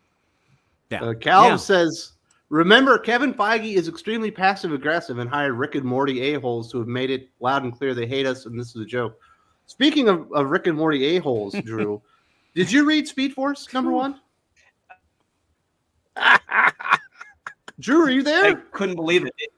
I'm here. That's written by a Rick and Morty writer. Yeah, I'm here. Yeah, I read it. It's I reading art is garbage, story is garbage. I could not believe it. I really couldn't. Well, actually, I should believe it at this point. But I really, it's shocking that Jim Lee approves of this shit every single week, including So bad. Planetary. Does he? Sorry, not Planetary. The Outsiders. Yeah. But yeah, Okay. that just shows you with those Rick and Morty writers like that. Cody Ziegler, he's a Rick and Morty writer. They brought in quite a few of them, and every one of them in terrible, at least in comic books. And I can't believe they let them make movies or write television for them. And when you combine a Rick and Morty writer with somebody who used to be on Robot Chicken like Zeb Wells, then you really get a bunch of bullshit. Robot Chicken used to be good, though. It's okay. In small doses, I think. I'm with you. Miss Marie says MCU suffers from laziness, not wokeness, Aaron. That's fair. That's a fair point. I mean, you know, the wokeness doesn't help, but I don't the know. sheer amount of laziness is on display with every single product they put out, and it gets worse and worse. Here's the thing. You say you don't know, Eric, Mm-hmm. but every single one of their movies ends with the exact same scene now. Mm-hmm. There's like a mystical portal somewhere, and then there's an army of nothing that's fighting, and then you destroy it, and that's the end of the movie. Mm-hmm. And then we wait around for the end For the credits extra and the credit extra scenes for stuff. what you actually might want to see eventually. I'm thinking I'm coming more from like just the backlash from the Marvels. It's like all this, like, even Mom Vellani, God bless her soul, she's a cute, nice kid. She's like, well, we need more positivity in fandom, and like, well, you're kind of a tourist. And then we have the director, just like this whole thing, like misogynists and racists, and like that's where the wokeness kicks in, where it's like, Yeah, but that didn't prevent people from watching the movie. That stuff came out afterwards. There's plenty of positivity in fandom when you give us something positive. You know, the MCU had nothing but goodwill just, in 2019, which seems like a million years ago now, doesn't it? It seems like a million years ago since even the Marvels came out. Like, everything just seems so far away now. And we're so far away from good MCU movies that it just seems like it's just like shrouded in mist. In the past. Guardians of the Galaxy #3 was only 2 movies ago, right? Yeah, but it feels like it came out like in 2019. Like, Also- it seems like forever ago. Also, My best gal there.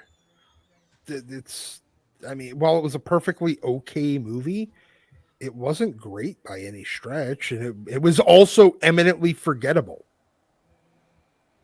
I mean, that's fair. That's fair. I did enjoy it, but it, like I said, it just seems like so long ago. It already kind of like left my consciousness. I mean, I enjoyed it for what it was. It felt great because we'd just been given so much dreck for so long that it kind of felt like a return to form. You're like, oh yeah, I used to like Marvel movies, but yeah, it didn't really stick with me. Callum says, on that Avengers game, they made a Guardians game, which is brilliant. The story is beautiful, character-driven, especially Drax. Cosmo is the best part. That is a good game. I did play that. Did you play that one, Doc? No, I really haven't played any games in quite a while, even any mobile games. So You should check out Guardians, man. Apparently it's hot. And he also says, watch the cartoon Earth's Mightiest Heroes. It has a likable Carol Danvers. It covers Asgardian War, Secret Invasion, Ultron, and Beta Ray Bill. Oh yeah, That's a great cartoon. Earth's Mightiest Heroes was a great. Who's cartoon. typing? Somebody. Someone's Wasn't Wasn't Jim, me. right? Mhm. Jim writing a review? I'm writing a review on this. Wes said no. I'm just sitting here. I had to mute my mic before because all hell broke loose in the house. So I'm trying to be very quiet now. Jim's They were fighting mad at people you in for the being too comments. loud? No, they just there was a fist fight going on at one point, and things were getting thrown. I almost got hit with a printer.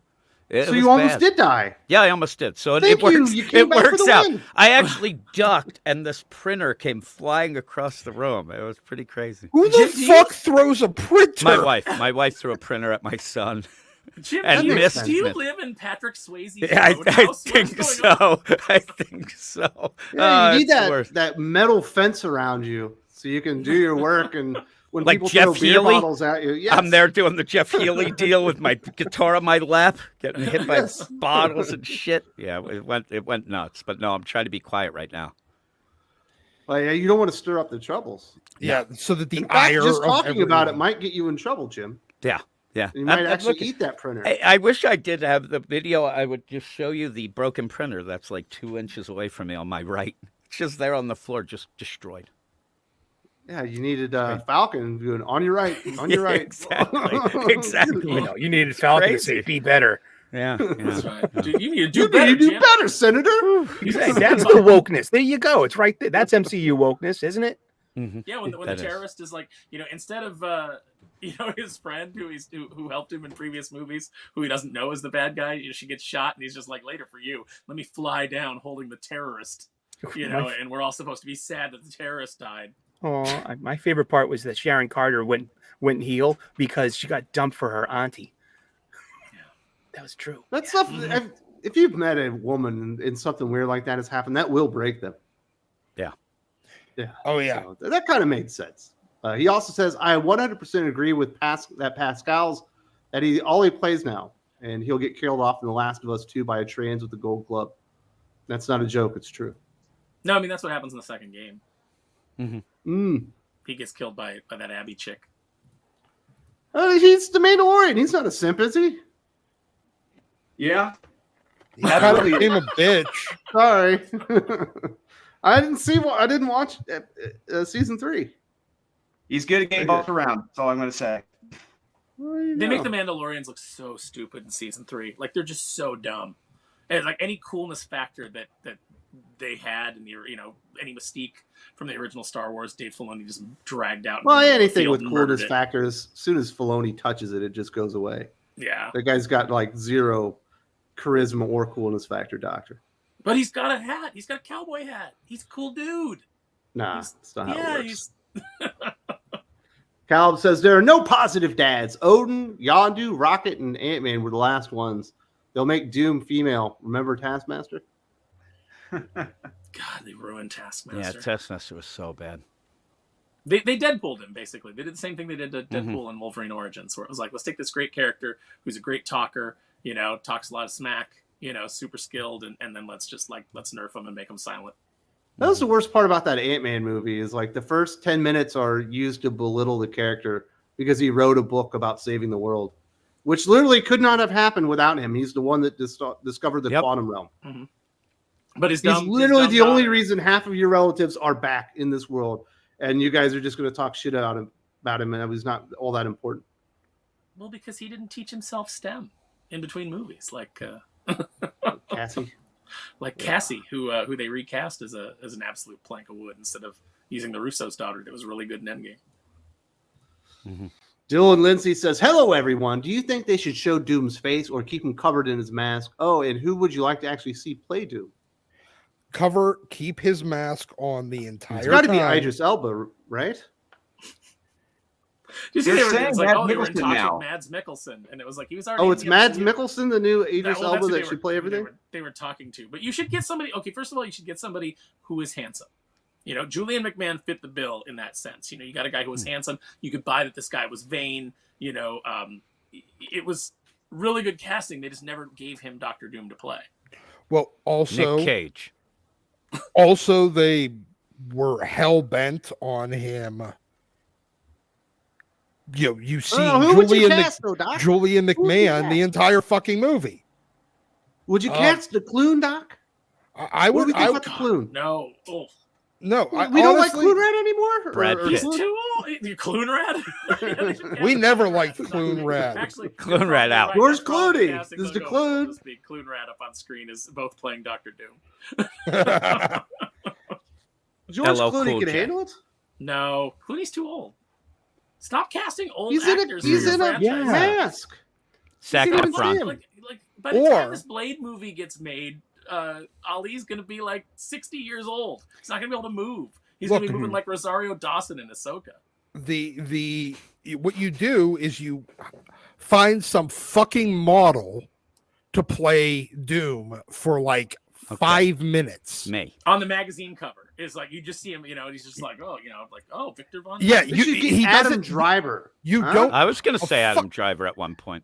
So you get this really great looking dude. He doesn't even need to fucking talk. He doesn't talk for the entire time he's on screen. And you just find out that he's Doom. You see him on television and this and that and everything else. So you know he's known as this gorgeous semi-dictator, but kind of also from a royal family or some shit.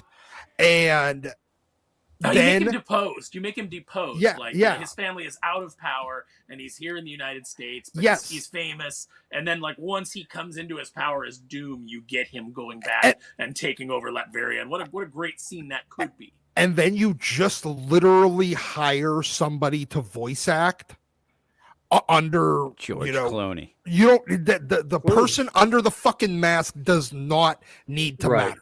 That's Just what I get somebody think with too. intense blue eyes, that you Yeah. can see behind that mask. Like Darth and, Vader style. Yeah, and then just dub over. Yes. Jack Black. He would make a good voice of Doom. I want that Doom. Well, I want he's that got over the the top physicality for the character. third person Doom does not. Just I want Bowser. that. Bowser. Jeez. Carlos 8560. Greetings from China. Well, I hope you're having a great time. I say just make a kick-ass Fantastic Four animated cartoon. Get a good animation style and just adapt the best stories from the comics. Also read Spider-Man issue 50 for the first time. Great. You can't adapt the comics. You don't want your movie writers reading the comics and drawing from the source material. You want them just taking a dump in a bucket, and then Kevin Feige can come sift through it with his genius. You can find the Goblins pieces of again. corn. Yeah, that's not digested. Peanut. You can still eat Comics are still that. beneath us. Yeah. I wouldn't mind a Fantastic Four animated cartoon. I'm so tired of the 3D animation for the most part. Like, just go back to traditional animation. It looks so much better. I liked that first season of What If. I liked most of the episodes, and like now, like they've just killed my enthusiasm for the MCU in just to such a degree that they advertised season 2, and like I felt nothing. Like I just watched the whole trailer and I just felt nothing. Oh, I'm sorry about that. Lane says Sony is worse than MCU. Next movie is going to be Wreck Rap. Don't give. But no one me cares. ideas. Like we never cared about the Sony universe. No. I thought they were making a movie with Bad Bunny. That one probably would have been the big one. Oh, they were supposed to do. I don't remember who he was. Yeah, gonna what was he play. supposed to be? Tarantula or some Yeah, sort of characters? Tarantula. Mhm. I think he was supposed to be either Tarantula or one of the Lucha brothers. What is Wreck Rap the worst name in comics? Is El it just the worst Muerto. character name? El Muerto. I was that going to it, say yeah. that. Yeah, it wasn't Tarantula. But Wreck Rap is Wreck a Rap terrible is awful. name. Like I'd rather see a movie about Rocket Racer or Big Wheel than like Wreck Rap. What the I hell think you is should that? go read the last 2 issues of Amazing Spider-Man, and then I want you to talk to Eric about why he could say they were good. Yeah, look at him The over Ed there McGuinness art. smiling. The art is good. The art is Completely fucking- wasted it's great. on a nothing story. Why are you trying I to think ruin it's my, like- ruin my it's nothing friendship with perfect. Eric? It's a light moment before all the seriousness before Gang War kicks in, because Gang War is A going light moment that status lasts quo. like 60 pages. you know. Wreck Rap's like Well, me it's when I like- freestyle. That's Why what is It's like when Why is you're it reading fucking Lord of the Rings and you get to the Tom Bombadil shit. You're like, what the fuck Nah. is this? And then you find out afterwards you didn't need to read it. Like, yeah, you could have just skipped ahead of it, and it doesn't matter to the story. Yeah. Like, Yeah, this God. Wreck Rap shit is just to give a little space before Gang War. That's all it is. It's What is the bullshit. point of that character? Like, why is the character's He's name Wreck Rap? Explain Special Wreck Rap needs to me. Spider-Man. Yeah. But- He's Yeah. Bizarro Spider-Man. That's No, It's- Bizarro it's- Spider-Man would be it's interesting. Parker Special needs backwards Spider-Man with the is not. hyphen. Yeah. That's all it is. Yeah, It's- like I mean, I see that. That's all it is. very- I mean, very clever. that's all it is. And he calls him like, "Hey, Pete, man," and such hilarity ensues. It's bad. It's bad. He also says, "Go play RoboCop Rogue City. Lots of headbursts." Yeah, Rogue blow City's some fun. dicks. Come on, jeez. That fucking first RoboCop movie, despite you hating it so much, Drew, is fucking great. What? I don't care if Kanan put it out. Hey, who the hell You said said you that? hated I've all never Kanan said that. movies. No, was that's not you, a right? canon movie. That was an Orion That was an Orion film. Yeah, it was pointed out. Oh. Next Whatever, you're you gonna- still next you're don't gonna like tell me good Drew movies. doesn't like. You can tell me Drew doesn't like Starship Troopers. Probably. And Starship Can't believe it. Troopers I can neither has a great confirm or deny moment. that. Why do we got to learn this? All we have to do is hit a button and set off a bomb. Put your hand on that wall. Put your hand on that wall. And he throws a knife through it. If you disable his hand, he cannot push a button. Is Clancy Who Brown? are these people? Clancy That guy's Brown great. is just fantastic in everything. Like no matter what you hand that man, like, Even stole Shawshank Redemption when he's on the roof and he's going to throw him off. What are you, obtuse? still the best Lex Luthor we've ever had. Agree. Perhaps. Gene Hackman, get out of here, man. He's better than Gene Hackman. No. Yeah, Yes. absolutely. Because he's actually Lex Luthor.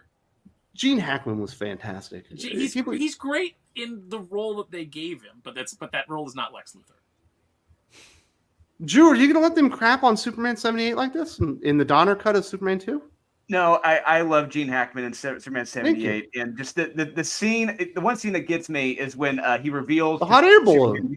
He reveals the kryptonite to Superman, and you see he just says this old, diseased maniac. He's it pains him to say that because someone just insulted him in front of him. I love that scene. How he delivers it. He's great as Lex Luthor to me. Yeah. His ultimate role is in Unforgiven. He's so Yeah. good in that. That was like just the perfect capper to his career. Like he could have just walked off into the sunset. Who has somebody at the door? It's not me. Not me. HH and the fellas at Sigma Comics, greetings to all. Let them go away for a while and let's focus on indie properties. Bastardizing IP to create an audience is a recipe for failure. You are correct, sir. Man, did Is little HH HH at the and the end? guys take 2 weekends off? Oh, I thought it was a quote from Hulk Hogan because that's how Hulk Hogan signs off all his tweets. No, it's from HH Sherman. Greetings to all, brother. Let him go away for a bit. Don't forget to say your prayers, Hulk. That's Little why Hulk Hogan maniac. got over the second time in WWE after he had his stint in WCW because he'd been gone for 9 years. You gotta Right. come back. You gotta come back. And he was able to be the hero again. Mm-hmm. Remember, he was tagging with Edge. Ruin, And he had that match with great NWO with- angle. Shawn Michaels, right? Where Shawn Michaels oversold everything. Like the 'Cause finger Hogan- punch 'cause of Hogan doom would- times 100. Yeah, Yeah. Hogan wouldn't do the job in the second. They Yeah. would, like cancel the best of 3. But it's good stuff though. It's entertaining. Like watching Shawn Michaels oversell was fantastic. There we go. Thank you very much to everybody for supporting the channel. Really, a lot of weird stuff going on with the MCU, but there's also weird stuff going on with Marvel Comics. We're getting a lot of the ideas of what their Marvel Comics 2024 slate are going to be, Drew. First up, we've got Spider-Men coming up from Greg Weisman. We've also got What If Venom, where basically people get taken over by Venom. We're rebooting Ghost Rider to a #1 issue to introduce Talia Warroad as the new Ghost Rider with the exact same writer. There's a few other things out there. How's Marvel Comics 2024 outside of Ultimate line looking for you, Drew? Not good. I mean, it really. I mean, I talked to our staff. None of. I mean, when it comes, I asked Zach, who comes to ordering stuff for the shop. He's not looking forward to it. Our brick and mortar store to it. Some of these quote unquote coming up big changes like Ghost Rider. I mean, why the hell do we need yet another new Ghost Rider? I mean, and if anyone thinks that it isn't a girl with the dragon tattoo in the current series, I mean, I'll be shocked. I mean, Ghost Rider has gone downhill so fast, and these stories just literally suck balls. I do not know who these stories are for. It's not for Ghost Rider fans. And the Ultimate Spider-Man coming up, look, I really get the feeling that Marvel is setting up to kill Peter in the main 616 universe. I am calling that right now. I think they're getting ready to kill him off. I wouldn't be surprised if that jackass on ASM kills him by the end of the run and Miles takes over. But I'm kind of looking forward to reading this, even though Hickman has me kind of worried because he's 0 for 2 right now in his triumphant return to Marvel. I mean, if you want a solid nap, you can read those 2 comics. They're good for that. I mean, if he doesn't deliver any solid action and everyone is just standing around playing Johnny Fuck, I'll be pissed. This would just be another waste of money, like gods. In the vampire story, I can't believe that they're saying like this is going to be huge ramifications, huge changes. No, nothing's going to change. Just another lazy attempt at what DC did last year with DC versus Vampires, if not stupider. Drew. So yeah, I'm not looking forward to any of this from 2024 at Marvel, except for maybe Ultimate Spider-Man, but that's a big maybe. Drew, isn't this the whole vampires thing? I mean, it's a combination of DC versus vampires, but the whole, because they're doing a X-Men vampires thing, that blood hunt. Isn't this just a repeat of what they did whenever they relaunched the Adjectiveless book back in like 06, 08, something like that? 07, yeah, kind of like that's what it really reminds me of. I mean, like I said, there's nothing. We know that they are saying that there are huge ramifications, huge changes. No, there's not. Nothing's going to fucking change. What made DC versus Vampires kind of cool was that it was outside the continuity, so we didn't know what to expect. Who was going to be a vampire? Who was going to turn who? And who was going to survive? That's what made that kind of special, kind of fun. This, by putting it in the main universe, there's going to be no ramifications. Nothing is going to surprise us. Nothing's going to be shocking. They're playing it safe. You can't even shock us with how bad these things are executed anymore. Man. Like it's just like we just expect it to be awful, and then we read it and we go, "Yeah, that was awful." There's just, I feel so bad for retailers. Can you imagine being a retailer and just like, oh, you guys are replacing Ghost Rider with another Ghost Rider again? So you're gonna try. You have an absolute inability to get any new character over, and you're gonna try it again, but now with Ghost Rider. It's like the only people that a Ghost Rider book appeals to is people who are either fans of Johnny Blaze or Danny Ketch or Robbie Reyes. And the 3 existing Ghost Riders that you have, and to lessening degrees, like Danny might be a little more popular than Johnny just because you've got more recent readers of the Danny Ketch series. Robbie Reyes never really took off the way that they intended him to, but there was some good stuff I think with Robbie Reyes. So you've got 3 Ghost Riders there to choose from, and instead you're just going to create another one, and it's going to be like Drew said, the girl with the dragon tattoo. We all see it coming. Put a chick in it, make her lame.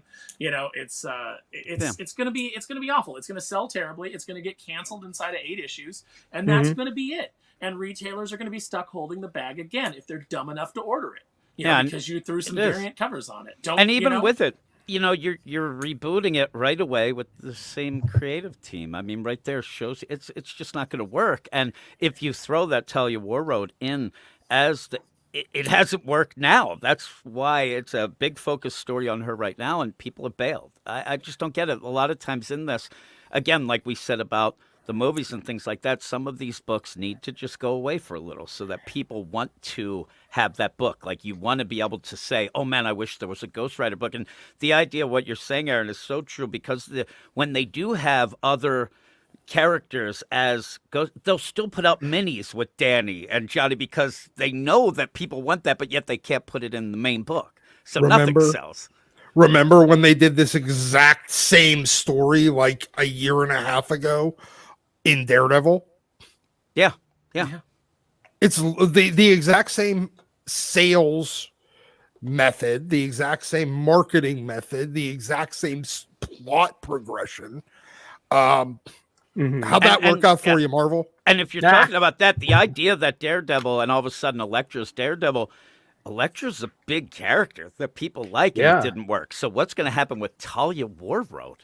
I mean, as a really, retailer, is that for sure? Retailer, Jim, not really yet, but because it's for sure. It seems like it is. Well, because like I'm reading this, I'm reading that Screen Rant thing by by Robert Wood a couple of days ago that got some circulation, and what I see is the buzzword, the giveaway is in the lead, and it says 2004 begins a new era for the Spirit of Vengeance as Ghost Rider #1 empowers a new hero with and the word right there, empower. It's going to be. I think it's funny that we can call 6 to 8 issues a new era now. I know. That's because that's all it's going to last. Jim, as a retailer, Do you get excited when you hear there's going to be a new Ghost Rider? Do you get excited when you hear that Gail Simone is going to be the main writer on X-Men? Do you go, oh, let me get out my let's get it out there and start getting it? No, it's. I think that most of the time with the people, they're trying to figure out like, oh crap, like how little should I order, and there's no hype behind it. And the all idea, of these editors need to be fired.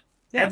Just from the top down, all of these editors, because I guarantee you, it wasn't Jackson Lansing and Colin Kelly that went into DC and said, "We have a planetary pitch for you." I guarantee you, it was some editor calling them up and going, "Hey, we need a planetary book, and here's what it's gonna be. Now give me a script pitch." It's now diversity planetary. And even then, it's gonna be, it's gonna be this. It's them giving these. So hey, you're gonna give us this new gay and lame female Ghost Rider. Give us that. That thing with planetary too. I think that they end up looking at like the scope of things, and at the point where maybe this was discussed was when Lansing and Kelly were doing that awful Captain America, where it's an alien and the shield was this one. Oh man, that kind of seems wacky. Maybe they could do a plan. That failed. And then you get them to do this, and they're boring.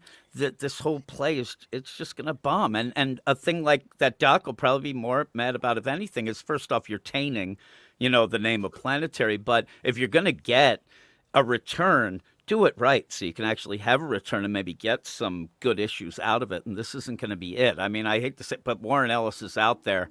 Maybe this could have been the way to bring him back and, get him back into the mainstream comics by giving a planetary deal. That would have caused some hype. The Whisper Network has not yet cleared Warren Ellis. It seems work. like he hasn't toned yet. Almost it never would be able will. to. He will die before it happens. Yeah, that's the thing. He actually just has to say he's kind of sorry for whatever he might not have he done. doesn't. And He then just already has to did do a that. crowd- I'm he just saying has to it. Stop groveling. Just Yeah. come out, do a crowd-funded book. I don't know, go Comicsgate or whatever it is you have to do. You're never going to be allowed back in the mainstream. I You've still said to got stories Wes, to tell. Come and be successful on your own terms. If You don't need the big two. I said to Wes that if Michael Vick can get back in the NFL with the Eagles, then anybody can get back into anything. And so there is ways. It just, I don't think he wants to do it. I think You he didn't. wants to Hey, hold on. Hypnotizing women is an evil that cannot be forgiven. All right, because that is what he did. He hypnotized them, put them under a spell. I think David Blaine does that every weekend. Also, there's nobody as dumb as Mike Tomlin in the Whisper Network to give. What do you mean? It was Andy Reid that gave Mike Vicker. Yeah. No, he ended up as the Steelers' backup. He did end up, but the Eagles brought him back first. Yeah, he came back first. Donovan McNabb and did very well. He got the big. He ended up having to have Kevin Cobb in front of Warren Ellis, and that could be Lansing and Kelly. Then you bring him in. A man who shoots a dog will pull his own sled someday. Tell me in the chat who recognizes that quote. Ooh, good one. Is anyone excited about Spider-Man? I like Marvel team up. Spider-Man and Spider-Man and Miles Morales together could be Sounds fun. like a porn parody. Is it I actually Humberto messaged, Ramos on art? I Yeah, love I- Ramos's art. I messaged Greg and I told him congratulations on it. I was, curious as to what he was going to do with it, and then I made a joke about, as long as he doesn't use the 2.5 Men theme for it, Spider-Man, men, and he came back and he was like, oh, the original pitch was, 2.5 Spider-Man. And then we just started joking about like using like a half zombie, and he said, yeah, but like the upper torso of the zombie Spider-Man is the half, and Greg said he was going to use the lower half instead. Was part of his pitch. It's like Miles, Peter, throw Rec Rap in, and the lower half. Of, all Zombie this Spider-Man. spectacular Spider-Man is the Miles book, but with a better artist and writer. No, Because Peter that's Parker's all- not really in the Miles book. Every time there's an event that has to do with Miles, Peter shows up. Oh, no, the dog. I'm kind of if Greg did a great job on Spectacular Spider-Man, the cartoon. That was a fun version of fun take on the Spider Universe. So I'm curious. I'll give it a chance. It's nice to be like interested in a comic from the big two again. See where it goes. Yeah. Guys, I've got dogs fighting, so you're gonna have to talk. Oh, Sorry. geez. Oh, Michael okay. Vick in the house. See, you mentioned Michael Vick, and dog fighting No. breaks out. You Holy summoned crap! Exactly. You Michael summoned Vick. I wish Michael Vick could have atoned by fighting dogs himself. You throw him in the pit. And you know what I mean? If he survives, you are forgiven. That There would you have been go. great. That would have been great. But it's got to be like just like 10 big massive hounds Yeah. that are just ready to go at Michael Vick. Well, that's Did you guys see that story about the guy who somebody was breaking into his house and the pit bull literally tore the arm off of the It's intruder? wonderful. Yeah. It's fantastic. What a The good family boy. of the victim wanted to have the dog euthanized, and the town council was like, "No, the dog did his job." Mhm. That's It's like, wonderful. let's give that dog a hand. Oh, he's A already got medal. somebody's. Give that dog a bone. I would probably buy it just for the Umberto Ramos art because he literally draws one of my favorite Spider-Men. I mean, he's in my top 5, and because I like the look of the eyes, I like the body, I love the cartooniness of it, and like I've seen him a couple of times at cons in Boston here, and he's a wonderful dude. And as long as Dan Slott's not writing it, I will support Ramos. Yeah, it's great That'd to see be pretty Ramos good. back on a Spider book. Spider-Man's not doing so well out right now, so I could use a good Spider-Man book. Yeah. In theory, Yeah. that was what Batman and Robin was going to be. Yeah. Isn't it weird though? Hasn't Like, worked isn't out. That's a Isn't mess. it weird that you've got somebody like Greg Weisman who, it's just going off his resume alone, is bigger than anybody working on any of the Spider books right now, and you give him kind of like a side Spider A book. side book. Yeah. Yeah. I mean, the whole Marvel line right now it's boring. It's just a bunch of boring books. And when the solicits come out and you go through them and look, you want at least something to pop. And yeah, the Spider-Man and Wiseman, that's one thing. But again, it's a side book. When you go through the main line of books and you're like, oh my God, Venom's still going on. And even that's, Al Ewing and that Torrin Grumbach coming, that's boring. Then you have a reboot of the, Ghost Rider with the same Ben Percy and probably Talia War Road. So that's not exciting. And everything is just that, oh, we're getting that, another Spider-Punk book. Okay, I won't be reading that. And it's just nothing excited me at all in these solicits. In the last Fantastic Four issue, and I know Eric saw this, we had Robo Dino Doctor Doom. Yeah, I love that Alex Ross cover. And it was a silly issue. But you get Dinosaur Doom. I'm going to check out Fantastic Four 14. It was, and that's the thing that we got into. Again, Wes, you said it was hot as hell, that book. You were telling me to read it. I said, and when we go through it, though, you almost get the play of the books at Marvel right now. It is just that pick and choose. Well, oh my God, that one was okay this week. You should try it out. There's never oh my God, there's few and far between of you got to read this series. I think Incredible Hulk is one that I would suggest, but there's just not a lot. And then you see the solicits, the whole play of just, I guess, waiting for Gail Simone on the X-Men. Is anybody doing that? And it's the light at the end of the tunnel. All these other books are just like, oh, okay, that Fantastic Four's still going on. Oh, Daredevil with Sully and Matt. Okay, and nothing is really popping off the deal to get anybody that excited. It's gotta be great to just know that like you were who they settled on for X-Men because no one else would either return their calls or take the job. Like they ran through everybody. Yeah. And that just doesn't that show you that Marvel as a company should sit there and say, you know what?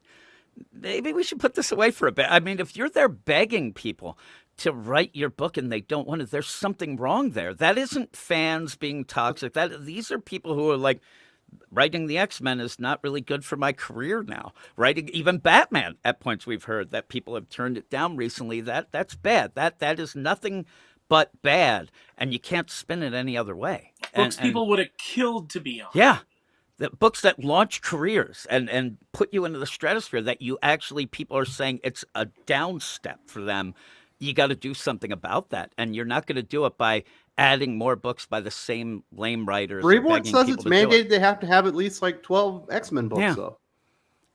It's funny. I when that quote came out, I actually thought, you know what, good for him for being honest about it. But I was upset that he had to be honest about it. I'm like, please lie to me and say that you need that many books to tell an integral story. But the idea of, hey, mandate comes from above. I'm like, oh, at without least he all was these honest. books tying Yeah, into you it. can I don't know. you Chris can spin that. Claremont seemed to be able to tell compelling stories once a month. Well, for- it's for because you have to decades. get 10 writers to get like 3 pages a month that are good. So that I think is what happened. Well, at least we've got the right guy in charge of the X office. If you're going to hire Gail Simone, you're going to get those late scripts. You've got a guy who's used to dealing with late Yeah, scripts. really used to it. Since he's Yeah, spent Christos so Gage long on in- speed I was just dial. going to say, Oh my Christos God. Gage is now Why the not biggest give the X-Men writer. X-books? Just give the X books to Christos Gage. He's going to Yeah. end up writing them anyway. Just give them to him. Has that guy not earned a shot? Well, he's Like, already if you say busy. Christos Gage, He's say knee deep Christos in Gage, Superior people perk up and Spider-Man. they He's go, already "Huh? writing What?" like 8 issues say- of Spider-Boy. Spider Boy. You say Yeah. Gail Simone, and we got ourselves a panic on the 4th of July. So Yeah. supposedly Superior Spider-Man is the Spider Boy book now, Yeah, that's what it seemed. That was even a though weird there's play. a Spider Boy book out. We needed more Spider-Boy. He Is needed more anyone talking landscape. about Is anyone talking about Spider Boy? Maybe No one Dan cares, Slott right? is, but Nope. I'm pretty sure I'm blocked. I like the design of the suit because Humberto Ramos did it.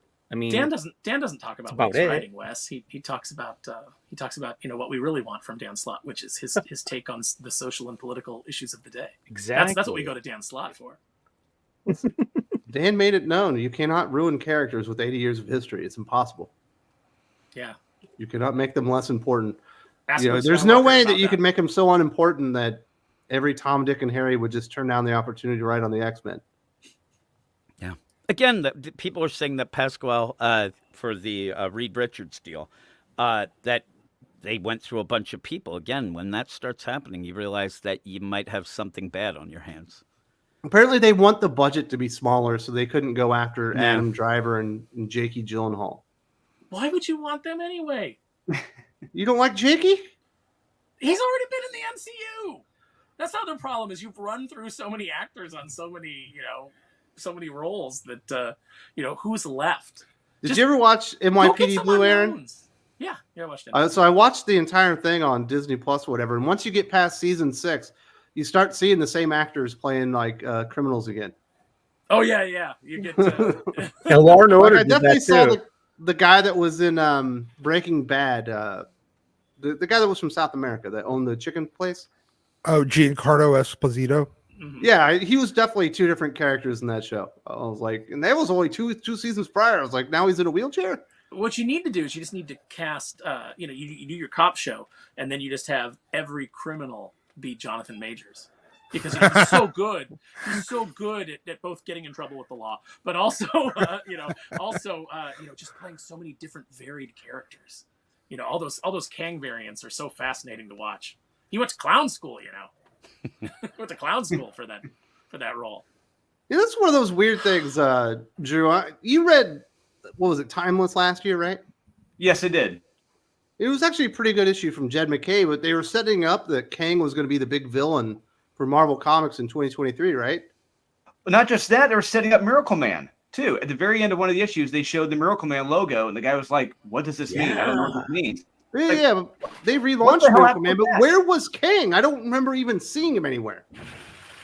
He had a series by Jackson Lansing and Colin Kelly. Yeah, we got to see the whole origin issue of him through time. So that was You something. missed that? Doc and I didn't review that on Worst of the Week. Oh. But he was supposed to be the big villain that they were all going to be getting together to fight, and it never happened. No one has Nope. ever given a shit about Kang. Every No time one Kang ever would show up, even will. when I was a kid, every time Kang would show up in the Avengers, I'd be like, "Oh, here's this boring ass arc." Like I just Kang, Immortus, like it's never been good. You Name don't one like classic- Kang or name Immortus, one classic the Kang vampire? story. No, name one classic Kang story, and you can't say The Crossing. They really tried to sell him the last year or so in the comics. I know they really tried to, but I really think they pivoted hard when they saw the return too low. They said, you know what? Maybe Kang was. It's kind of like Amanda Waller in the DC Comics universe. You cannot miss that character. She's literally the villain in everything. That and Peacemaker, they're just hanging. Deadly duo. Marvel's going to be... I'm not looking for a turnaround. Let's put it that way. That's why I'm going to be reading the Ultimate line. This is what Lane Kramer says. He says, Gene Hackman was great as Little Bill in Unforgiven, but his best pure villain is Herod in The Quick and the Dead. He kills Leo DiCaprio by Raimi. I've His own never seen son. that. Oh wow, Yeah, You've never good. seen that? No, that's I've good. never seen that one. Good stuff. It's got the lady that Sharon flashed Stone, parts Russell and yeah, Crowe. Sharon Stone. Sharon Stone is a gunfighter. And, Washington. I disagree. I think that movie is terrible. But I would say Little Bill is a better villain than Herod. You guys really like Quick and the Dead? I enjoy I it. like- It's a fun it's film a to Raimi- watch. It's not great. Yeah. It's not bad. It's fun. It's a Remy movie. It's great camera work, especially that money shot of the shot through the head, and the camera pulls back, and there's the bullet hole in someone's skull. Yeah. That was great. Love it. I saw that movie. I was excited because it had Gene Hackman in another Western. But it did not work out for me. Carlos, 8560, live from China. What's everyone's favorite Spider-Man story? Been reading a lot of classic Spider-Man, so he's been on my mind lately. Last Hunt. Craven's Last Hunt. That's where my mind immediately went. Yeah. But is that even I a don't know, that's not Spider-Man really a story, Spider-Man. Drew? That's really what a I started Craven thinking. I story. was like, that's really more of a Craven story. Mhm. But This it is, happens I mean, in Spider-Man. this is tough because Spider-Man's had so many great, stories over the years, but they haven't, it wasn't packaged as. It's not like the way they do Batman. Yeah, it's like here's this arc that and you can go, I can point to that arc. It's just a great run of continuous issues. A good second choice for me is the Nothing Can Stop the Juggernaut. It's that 2-issue story where Spider-Man's trying to stop the Juggernaut and he's doing everything he can to stop him, but nothing is working. I thought that was really damn good. Very nice. Doc, what's your favorite Spider-Man story? You know what? I think it might have been just Revenge of the Sinister Six. I mean, it was early on in my Spider reading days, and it was after with Eric Larson on art.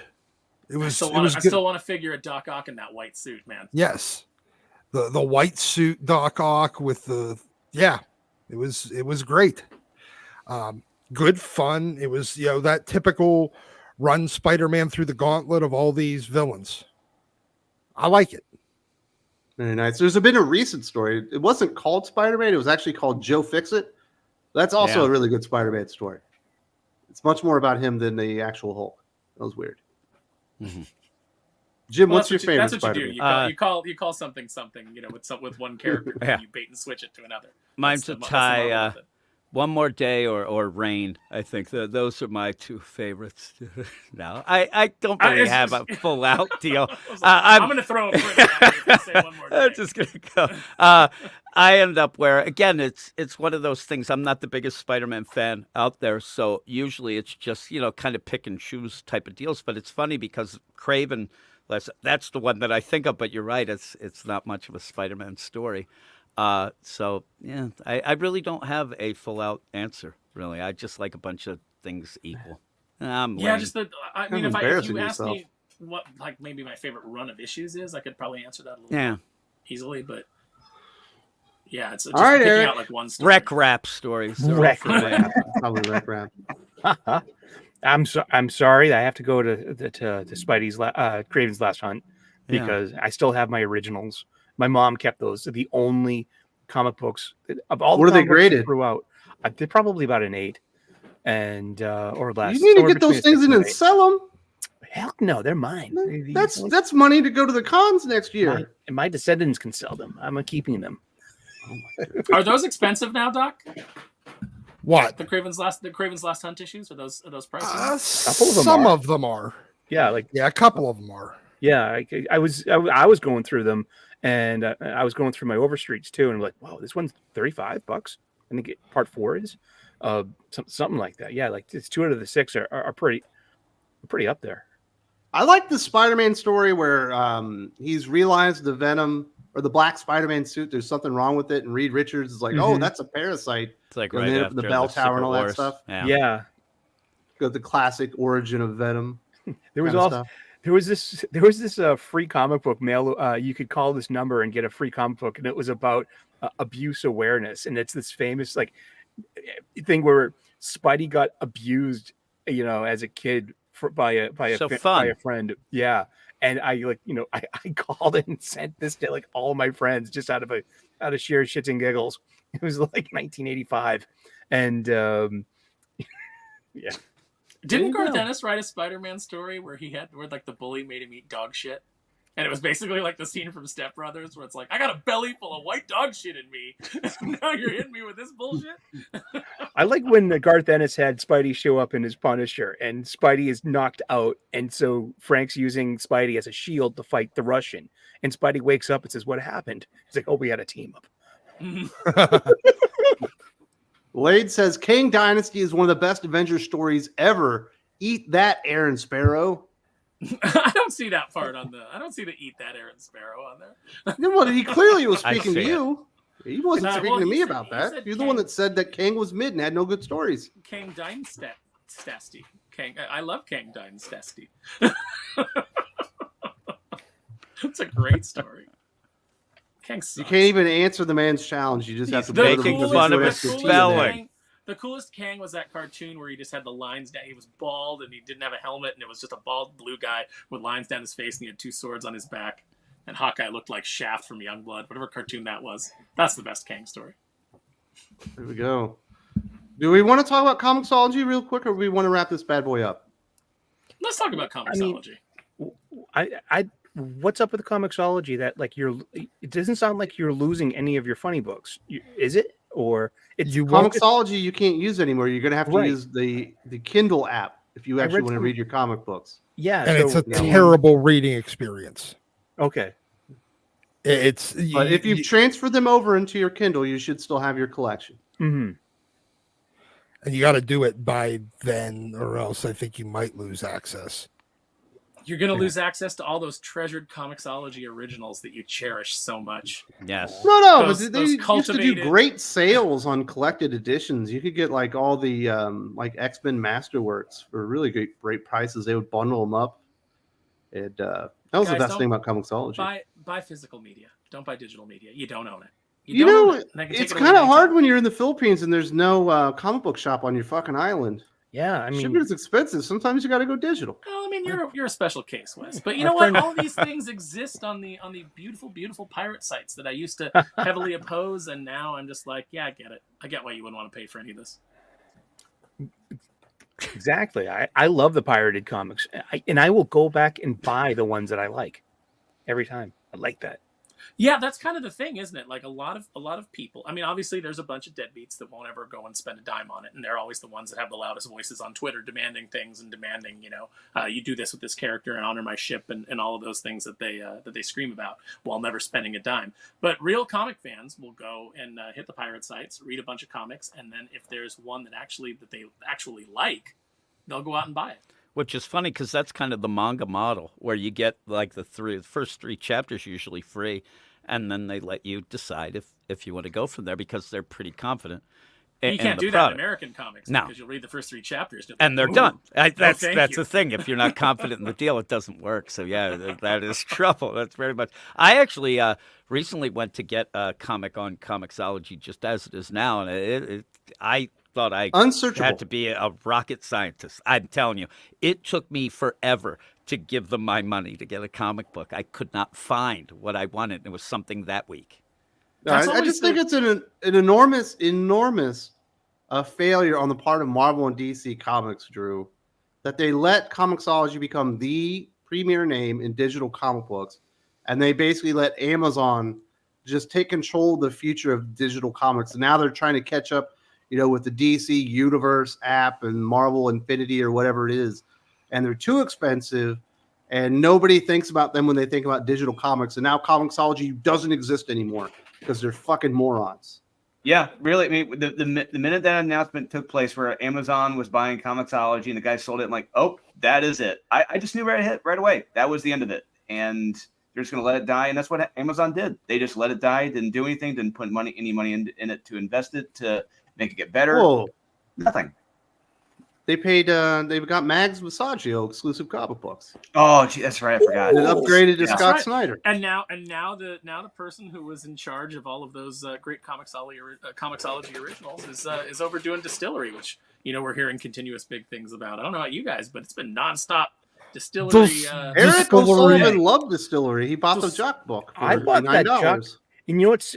But it's a shame. I mean, I've been keeping my eye on it, and my LCS. It's like there are still a dozen unsold copies have gone. They have 6 on the new release shelf, and another 6, with the indie comics. And I'm like, this thing is just, it's not selling. And I'm like, Because it's $9. it's and it's Yeah. oversized, and you know what? I can't get a bag and a board for it. Isn't that a key issue? Isn't You that gotta like, use some saran wrap. yeah? And They're like paperbacks. Well, hang on, but don't be guys. paperbacks. That first returnable book, that most of that run was returned. I'm hearing so. That may end up being a really rare book, and if anybody ever cares, it might actually be worth something.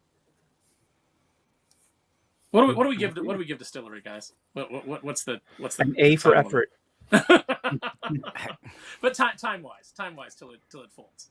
Oh, 2 years. maybe. Because, they got the investor money. I'm and the they're nice guy probably now. gone through but by now because they did go out there and get some high profile people that probably cost a lot of money. And all those people own a piece of the company.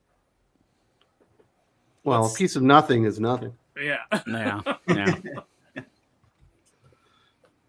Wes, would you like to be an investor in Distillery? No. No thanks. You're Distillery, focusing on maybe. digital collectical, huh? We're, God, that doesn't sound we're like 3 to the 6 thing for months me. away from them calling up asking Perch if they can use his hotel points. Maybe. But, No I don't one know. I talks just about think Comixology dying sucks, especially if you're an overseas customer. It was like the one place where you could go and, it was very searchable. It was very I didn't like the reading experience because I didn't like sometimes the guided view didn't really work. I'd rather just do the little squeeze thing that you do with PDFs or whatever. I think it works better, but and it's just gone now. There's nothing there. Digital is not. It's not fun to read comics on a pad. I don't think. Agree. I know that. Yeah. I know, Wes. You don't have any choice largely, but yeah, I just never liked it. I never liked the experience. It never, it's like for the longest time I was punching in my little codes from my Marvel book into my Marvel Unlimited, and then I was like, I'm never gonna read these on the screen, and I have the issue. Why do I need a digital copy? Also, when you pull the code out, it's no longer complete. Yep. Once you peel What the fuck does that mean? it means that if you want to sell it, if you want to sell the book, you can't sell it as a complete book anymore. Yeah. Oh, for the collectors, yeah. Yes. That's why I went and super glued all those codes back in meticulously. Just Yes. then that's This a is a big How many thing. times That the in this- largest comic book market in the world, over 60% of all their sales are digital now. who? Asia, Yeah. Oh, specifically China, in Japan, or not China, specifically Korea and Japan. 2 of the 4 largest markets, including number Manga's 1, which probably is a much Japan. better. It's probably a much better experience. They probably have a great app for it, which They we never do. have. Yeah. And the idea of manga, just to throw it out there, that usually the play is that if people buy the digital single stuff or have the app, you push the trades. You push people. You don't buying have to buy the trades. singles if you got the Shonen Jump app. You get everything. No, yeah, Day of. and yet still $4 people pay money for the trades more than they pay. It's a crazy deal. People still want to own physical, but they can end up getting the stuff digital, day and date, like you said, like you have, and for pretty much $2 for everything. Yeah, Or it's free, crazy a lot. that But if you did that in America, Brian Hibbs will complain. Yeah. Brian Hibbs will throw a fit that you can get digital copies cheaper than the physical ones. Because you're actually getting something with the physical copies. You actually own it, and you can point to it. Well, yeah, And you can it's have a part of creator sign it. your No one ever trophy brings you- case. No one ever brings This you is an what iPad makes me and who goes, I am. Please sign your book, for me. But look at the background on Eric O'Sullivan. It's fucking ridiculous. Wicked ridiculous. It Look at me. He's probably proud of every one of those dolls. I thought you Dude. meant his history. I thought that was ridiculous as well. Look at Eric O'Sullivan's browser history. 85, just- he's sending comics about Spider-Man being abused to all his friends. I mean, that's a crazy backstory. Dude, yeah, they're not just dolls; they're my production team. You want to my- have the bookshelf with all the books that you like, and you want to have your manga in the right order. Be like, yes, I've got the complete run of fucking One Piece or whatever. What Of a- course, what that a would bunch take of- up a lot of bookshelves. What a bunch of downer topics you picked for us today, Wes. No. Like I'm leaving I can this only go depressed. with what the week provides. I bet there is like no less. Big than Game number 5 was on there, 25. but I literally already made a video about it. I did another video on another channel. I'm about to talk about it again with Drew. Is like, how many times can I talk about Big Game? I almost did an entire podcast about it with Jim. Me. I'm going to say there's no less than 25 times during this entire Aficionados where we were talking about this and someone could have just zoomed in on my face and played "Hello Darkness, my old friend." You're just looking off in the I'm like Ben Affleck during that Justice League interview. I'm just like, yeah. You're out there with the It's smoke, tough. looking into the sky, wishing that better days were ahead, but you know they aren't. yep. I gotta finish this fucking movie. What a shit show. Yeah. Yeah. I got to go and talk Speed Force later, so there you go. Oh, God bless Well, you. good for you. Yeah, I'm and hoping then, this fucking episode is gonna be better. yeah. It's tough though. Like Aaron, like you're saying, there's not a ton of positive things, and when you get into that, you know, it's not even as positive as you want to negate the bad stuff. It's tough right now. Yeah. No, it's bad. You know what though? There's some good stuff out there. You There got stuff always like is. You know what the good thing is? I've never Unholy read Nightmare. Planetary, so there's a decent chance if Outsiders is good, I'm gonna like it, despite Doc hating it. I'm gonna a future that you're gonna be bored. That's what I'll say. That's my. I'm not gonna be intrigued. No, Oh, bored. No, just read fucking Planetary. Do I some haven't college read it kids yet. go- There's a do lot some of college comics. kids show up and lecture everybody. Do they lecture the main heroes? Just some random college kids that you don't give a shit about. You have a really weird play with Kate Kane that I you'll see.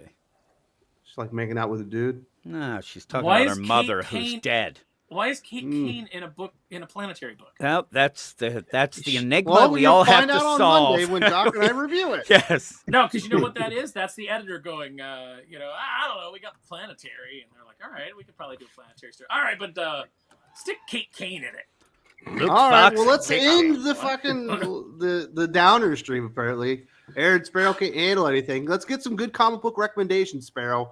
What should people read to make their week better? People should back Unholy Nightmare. They should go back Thank Drew's you. book Unholy Nightmare Yeah. with Aurelia Link in the Bizarre. video description. Killing it on art. Aurelia's just delivering page after page of mwah. So go check that out. And I would say go check out Kit Carter right now from Aaron Lopresti is funding. And that looks like a lot of fun. It's a sexy girl on a planet with a chimpanzee space sidekick, and they're fighting lava men and stuff. So that looks like good old fashioned just balls to the wall action adventure comics. Sounds like something Malibu would have produced in the 90s. Oh man, I miss Malibu so much.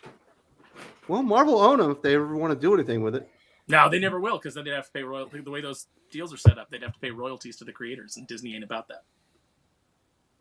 There you go. Well, thank you very much. Where can people find you, Aaron? You got any other appearances on other YouTube channels? You're going to be showing up somewhere to sell toys or buy No. things? Right now I'm exclusively to the Aficionados group, so I don't have any plans currently to show up anywhere except here.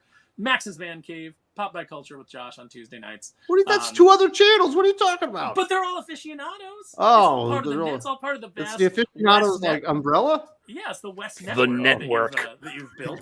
The Syndicate. The I did Westworld. a review of Big Game number 5 with 32 flavors of Nick Weiser. He's a real nice guy. And he's like, yeah, I started out with O'Sullivan, and then I had MVP on it. I had this guy. He's like, I've been working my way all the way through the Aficionados to the finale. I'm like, okay. That was fun. Yeah. I had a good time talking about Big Game number 3 with Nick. That was great. Yeah, he's a really good guy. You guys should definitely check out that video too. We had a lot of fun recording that one. And Mark Miller really liked our video too. They've got two enthusiastic dudes, gushing about his comic book. If you were a tag team in the 1980s Southern wrestling circuit, you'd be the enthusiastic dude. That would be awesome. It's so funny because it's like I spent so long my time in the comic book industry. I spent so long hearing Mark Miller get badmouthed by other pros, Mm-hmm. and then every interaction I've had with him, either on Twitter or when he was on here with us, he's been absolutely great. So this is one of the reasons that I'm always like, when someone gives me their opinion on somebody, I take it into account. Like I listen to it, but I just file it away and I wait to actually have an experience with the person myself before I go making any judgments. And I think that that's definitely the way that it should be. It's like, yeah, listen and but trust but verify. Mark Miller's a great guy. Absolutely. Who else we got? We got Drew. We got Unholy Nightmare right now on Kickstarter funding. 12 days left. Correct. 12 days left. And we talked briefly about the 2024 slate from Marvel. And I'm going to say it right now after looking at all this shit from Marvel. Unholy Nightmare is going to be better than anything, I guarantee you, from Marvel in 2024. I'm saying it right now. It's going to be better than Ultimate Spider-Man. It's going to be better than Spider-Punk. It's going to be better than their epic vampire story that they're doing. You're going to be saying to yourself, oh my God, Unholy Nightmare is better than anything Marvel just put out this year. They weren't kidding. He wasn't lying. That wasn't hyperbole. That wasn't an exaggeration. Please do check out Unholy Nightmare, guys, right now on Kickstarter. 12 days left. Please, you will not regret it. Babe Ruth And you will get another dose of Drew today, because we will be doing our best of the week, where we're recommending 6 comic books this week, Drew. Yeah, 6 books. Not as big as last week, but it was an okay week. All right. For the amount of comic books that Marvel put out, they should have had at least 4 or 5 recommendations. They put out 25 books. They should. It's going to get worse next year, I'm predicting. So what happens? We shall see. Eric O'Sullivan, you are easily impressed, sir. What were you easily impressed by this week?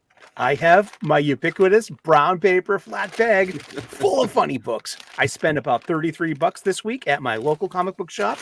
Over 6 different funny books. I got Star Wars Visions by Peach Momoko. Really liked it. It's dialogueless. It's all show don't tell. It's confusing, confounding, but silent issue. But I'm very entertained by her work. I just can't get enough of her, and I'm really sad I missed out. There's a hardcover collection of Cherry Pop-Tart, and she did a cover for it, and it's all sold out already. And I'm really kind of sad about it. Just go on eBay, see what you can spend on it. G.I. Joe number 301. I'm a huge OG G.I. Joe fan, and this was really easy to get into. And but it's also confusing at the same time. This is not part of the Energon universe. No. You're expecting something to tie into Transformers, where we just saw Duke. That's not the comic book. You actually have to wait for the Josh Williamson stuff.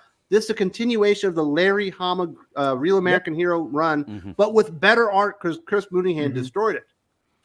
Let's see. I got Junior Baker, The Righteous Faker, number 3 by Joe Casey on Image. I hope you got at least 3 slips of fucking acid, dude. Dude, this is a wonderful comic book. Yule is cheering right now. Exactly.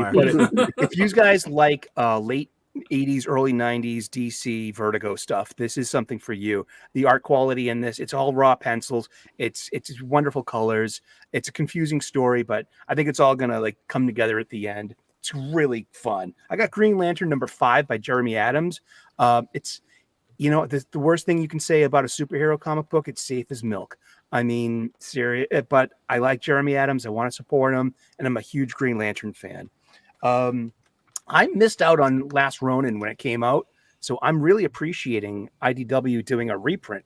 We have an oversized reprint for $4.99 from IDW for the Last Ronin, and I'm catching up on it. And it's got my comic book that's single-handedly keeping IDW publishing afloat. Only money they'll make. All their losses with Star Trek. My pick of the week, Big Game number 5. It brings it all together. What fun! It just, it's very fulfilling as a comic book fan to have something like this. 3 acts, simple, succinct storytelling. Good guys, facing huge Empire Strikes Back level defeat and then coming back from it. What a wonderful time. I'm in. I love Mark Miller. And more, please. When are we getting some more? Yeah. And that's it. Those are my picks. I compared it to Infinity War and Endgame. Is what it seemed like to me. Awesome. And thank you so much, Wes. And it's my birthday this weekend. I want to tell Aaron Sparrow, I spent $400 on a Macross Valkyrie for my birthday. Bravo. Thank you. Dude, you deserve that. I deserved it. Yeah. It's from Macross. Do you remember Love 84? It's the second Skull one. And the red black one with the Strike Fast Pack with the double barrel gun. Oh gosh, I've wanted this all my life. Should we sing for Sully? Sing Happy Birthday? You No, know, let's give you a little of this. Me. Happy birthday to you. Happy birthday to you. Cha-cha-cha. Happy birthday, dear Sully. Thank you. Tip your waitress. Hey, yo. Happy birthday to you. Thank you. And very much. try the veal. And please tip your bartenders. The Yeah. bean What do we dip. gotta do? What do we I gotta do? feel to get you terrible, this? Sully, because I meant to say the birthday thing early, but I never put it in my actual like outline. I was like, "Oh, I'll remember it," and I'll remember once it. the show's going, I don't remember anything. It's At least we're great. ending on a high It's note. in my I'm thing. going to a brewery. I'm going to hang out with friends, and there's a pinball. It's not that I didn't care. I do care. I love you, man. And happy birthday. I love you too. He doesn't man. care. Thank you. But yeah, we're gonna have fun today. There's a pinball arcade, next to the brewery. Old classic pinball games like Attack from Mars. You know what's I'm bringing- weird? Kiss. I hate to do this, Eric. One of the few things that they've done in modern times that's way better than the old stuff is modern pinball is better. Yes. Way The new better. stuff is so cool. It's so interactive. Love like pinball machines, especially from the 90s and early aughts. Just there was like a new golden age of pinball machines. Even like something like Episode 1 Star Wars was this like wonderful, half video game, half pinball experience. Attack from Mars. There Like was you hit a certain hole, next thing you know, you're playing a game on the street and stuff. Yeah. And yeah, they got Adam's Family. They got, you know what I mean? Dude, that Twilight Zone. Those are great boards, man. Looking forward to it. We had one when I was a kid that was in our house because my mom was shacked up you with a guys drug must be dealer. rich. And, That is no, a it's drug like, dealer thing. My That's mom was shacked up with a drug dealer, like a very low rent drug dealer. But a guy couldn't pay for his for all of his weed, so he gave us a couple of pinball machines. So I remember Nice. we had one called Matahari, and it had like the sexy spy lady on it, and you played pinball. And yeah, people thought you were rich. Like your friends would come over and they'd be like, oh, you got pinball games. You must be rich. It's like, nah, he deals drugs. Legal gains, sir. Legal gains. Yeah. All right, Jim, what are you recommending this week? I'll start with Unholy Nightmare, as we have said, back that, and then also Big Game, and probably Green Lantern. It was one of those weeks. You said it. There was a ton of books, but a lot of mid stuff. Did you make it back to Spine Tingling Spider-Man? Because we both missed it before we did our Hot or Not podcast on Wednesday or Thursday. Yeah. You know what? I did like that. I actually did like it. I know that Eric got a little scared. He's there running scared from it, but it's good. I love the art. That book I'll enjoy just for the art as well. It's funny because I went and looked at that Peach Momoko book, and I'm I hate silent issues, so I was like, I'm out. I can't stand those. So. G.I. Joe 21. That's great. And again, there's the the pinnacle. Everything else kind of is not that great. You hate visual storytelling. Good thing to know, Jim. There's a new X-Men book that you're coming up to on your show, Not a that visual you're gonna guy. like too. No. Yeah. Reading the current X-Men books, you wish they were silent issues. Exactly. That's actually true. Doc, you are last and least. Do you recommend any comics this week? Well, Besides obviously, Outsiders #1. Well, obviously, I don't recommend anything new except for Unholy Nightmare. Outsiders. No. See, if I want to read Planetary, I'm going to read the real fucking thing. Hey, nice. Yep. So yeah, go pick up. This is the giant friggin' absolute edition. With Joe Cassidy. John Cassidy. Then we'll go with something back when X-Men was good. This is actually technically the first appearance of Gambit because it came out a week before 266. And I mean, Art Adams cover. Come on. Yeah, with Ahab on there. Like, yep. He made Ahab look cool. Yes, exactly. I mean, that was a chore. Then, not exactly a comic, but well, I bought myself a Hiss tank. Ooh, nice. And I bought Aaron 4 of them. Yeah. The reason that was great, Doc, was because it was a cool toy, but it was still not so expensive that your mom just told you to get the hell out of here. Yes, exactly. And Ollie's has these for $13. Which, yeah, they're like 30 or 40 retail. Like they were at Walmart when they came out.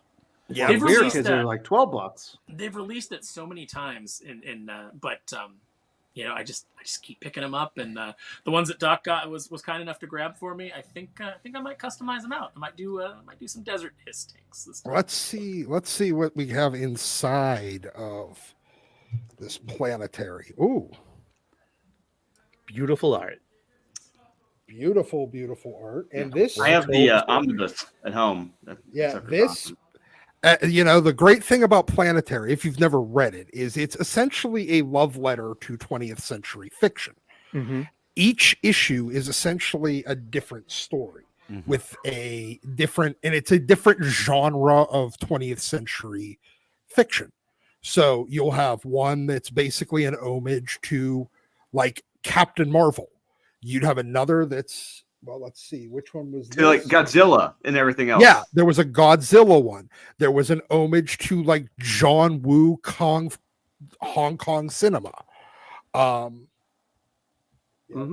It's like the pulp characters, like the Doc Savage. I like the John Constantine pastiche. That was my favorite Planetary issues.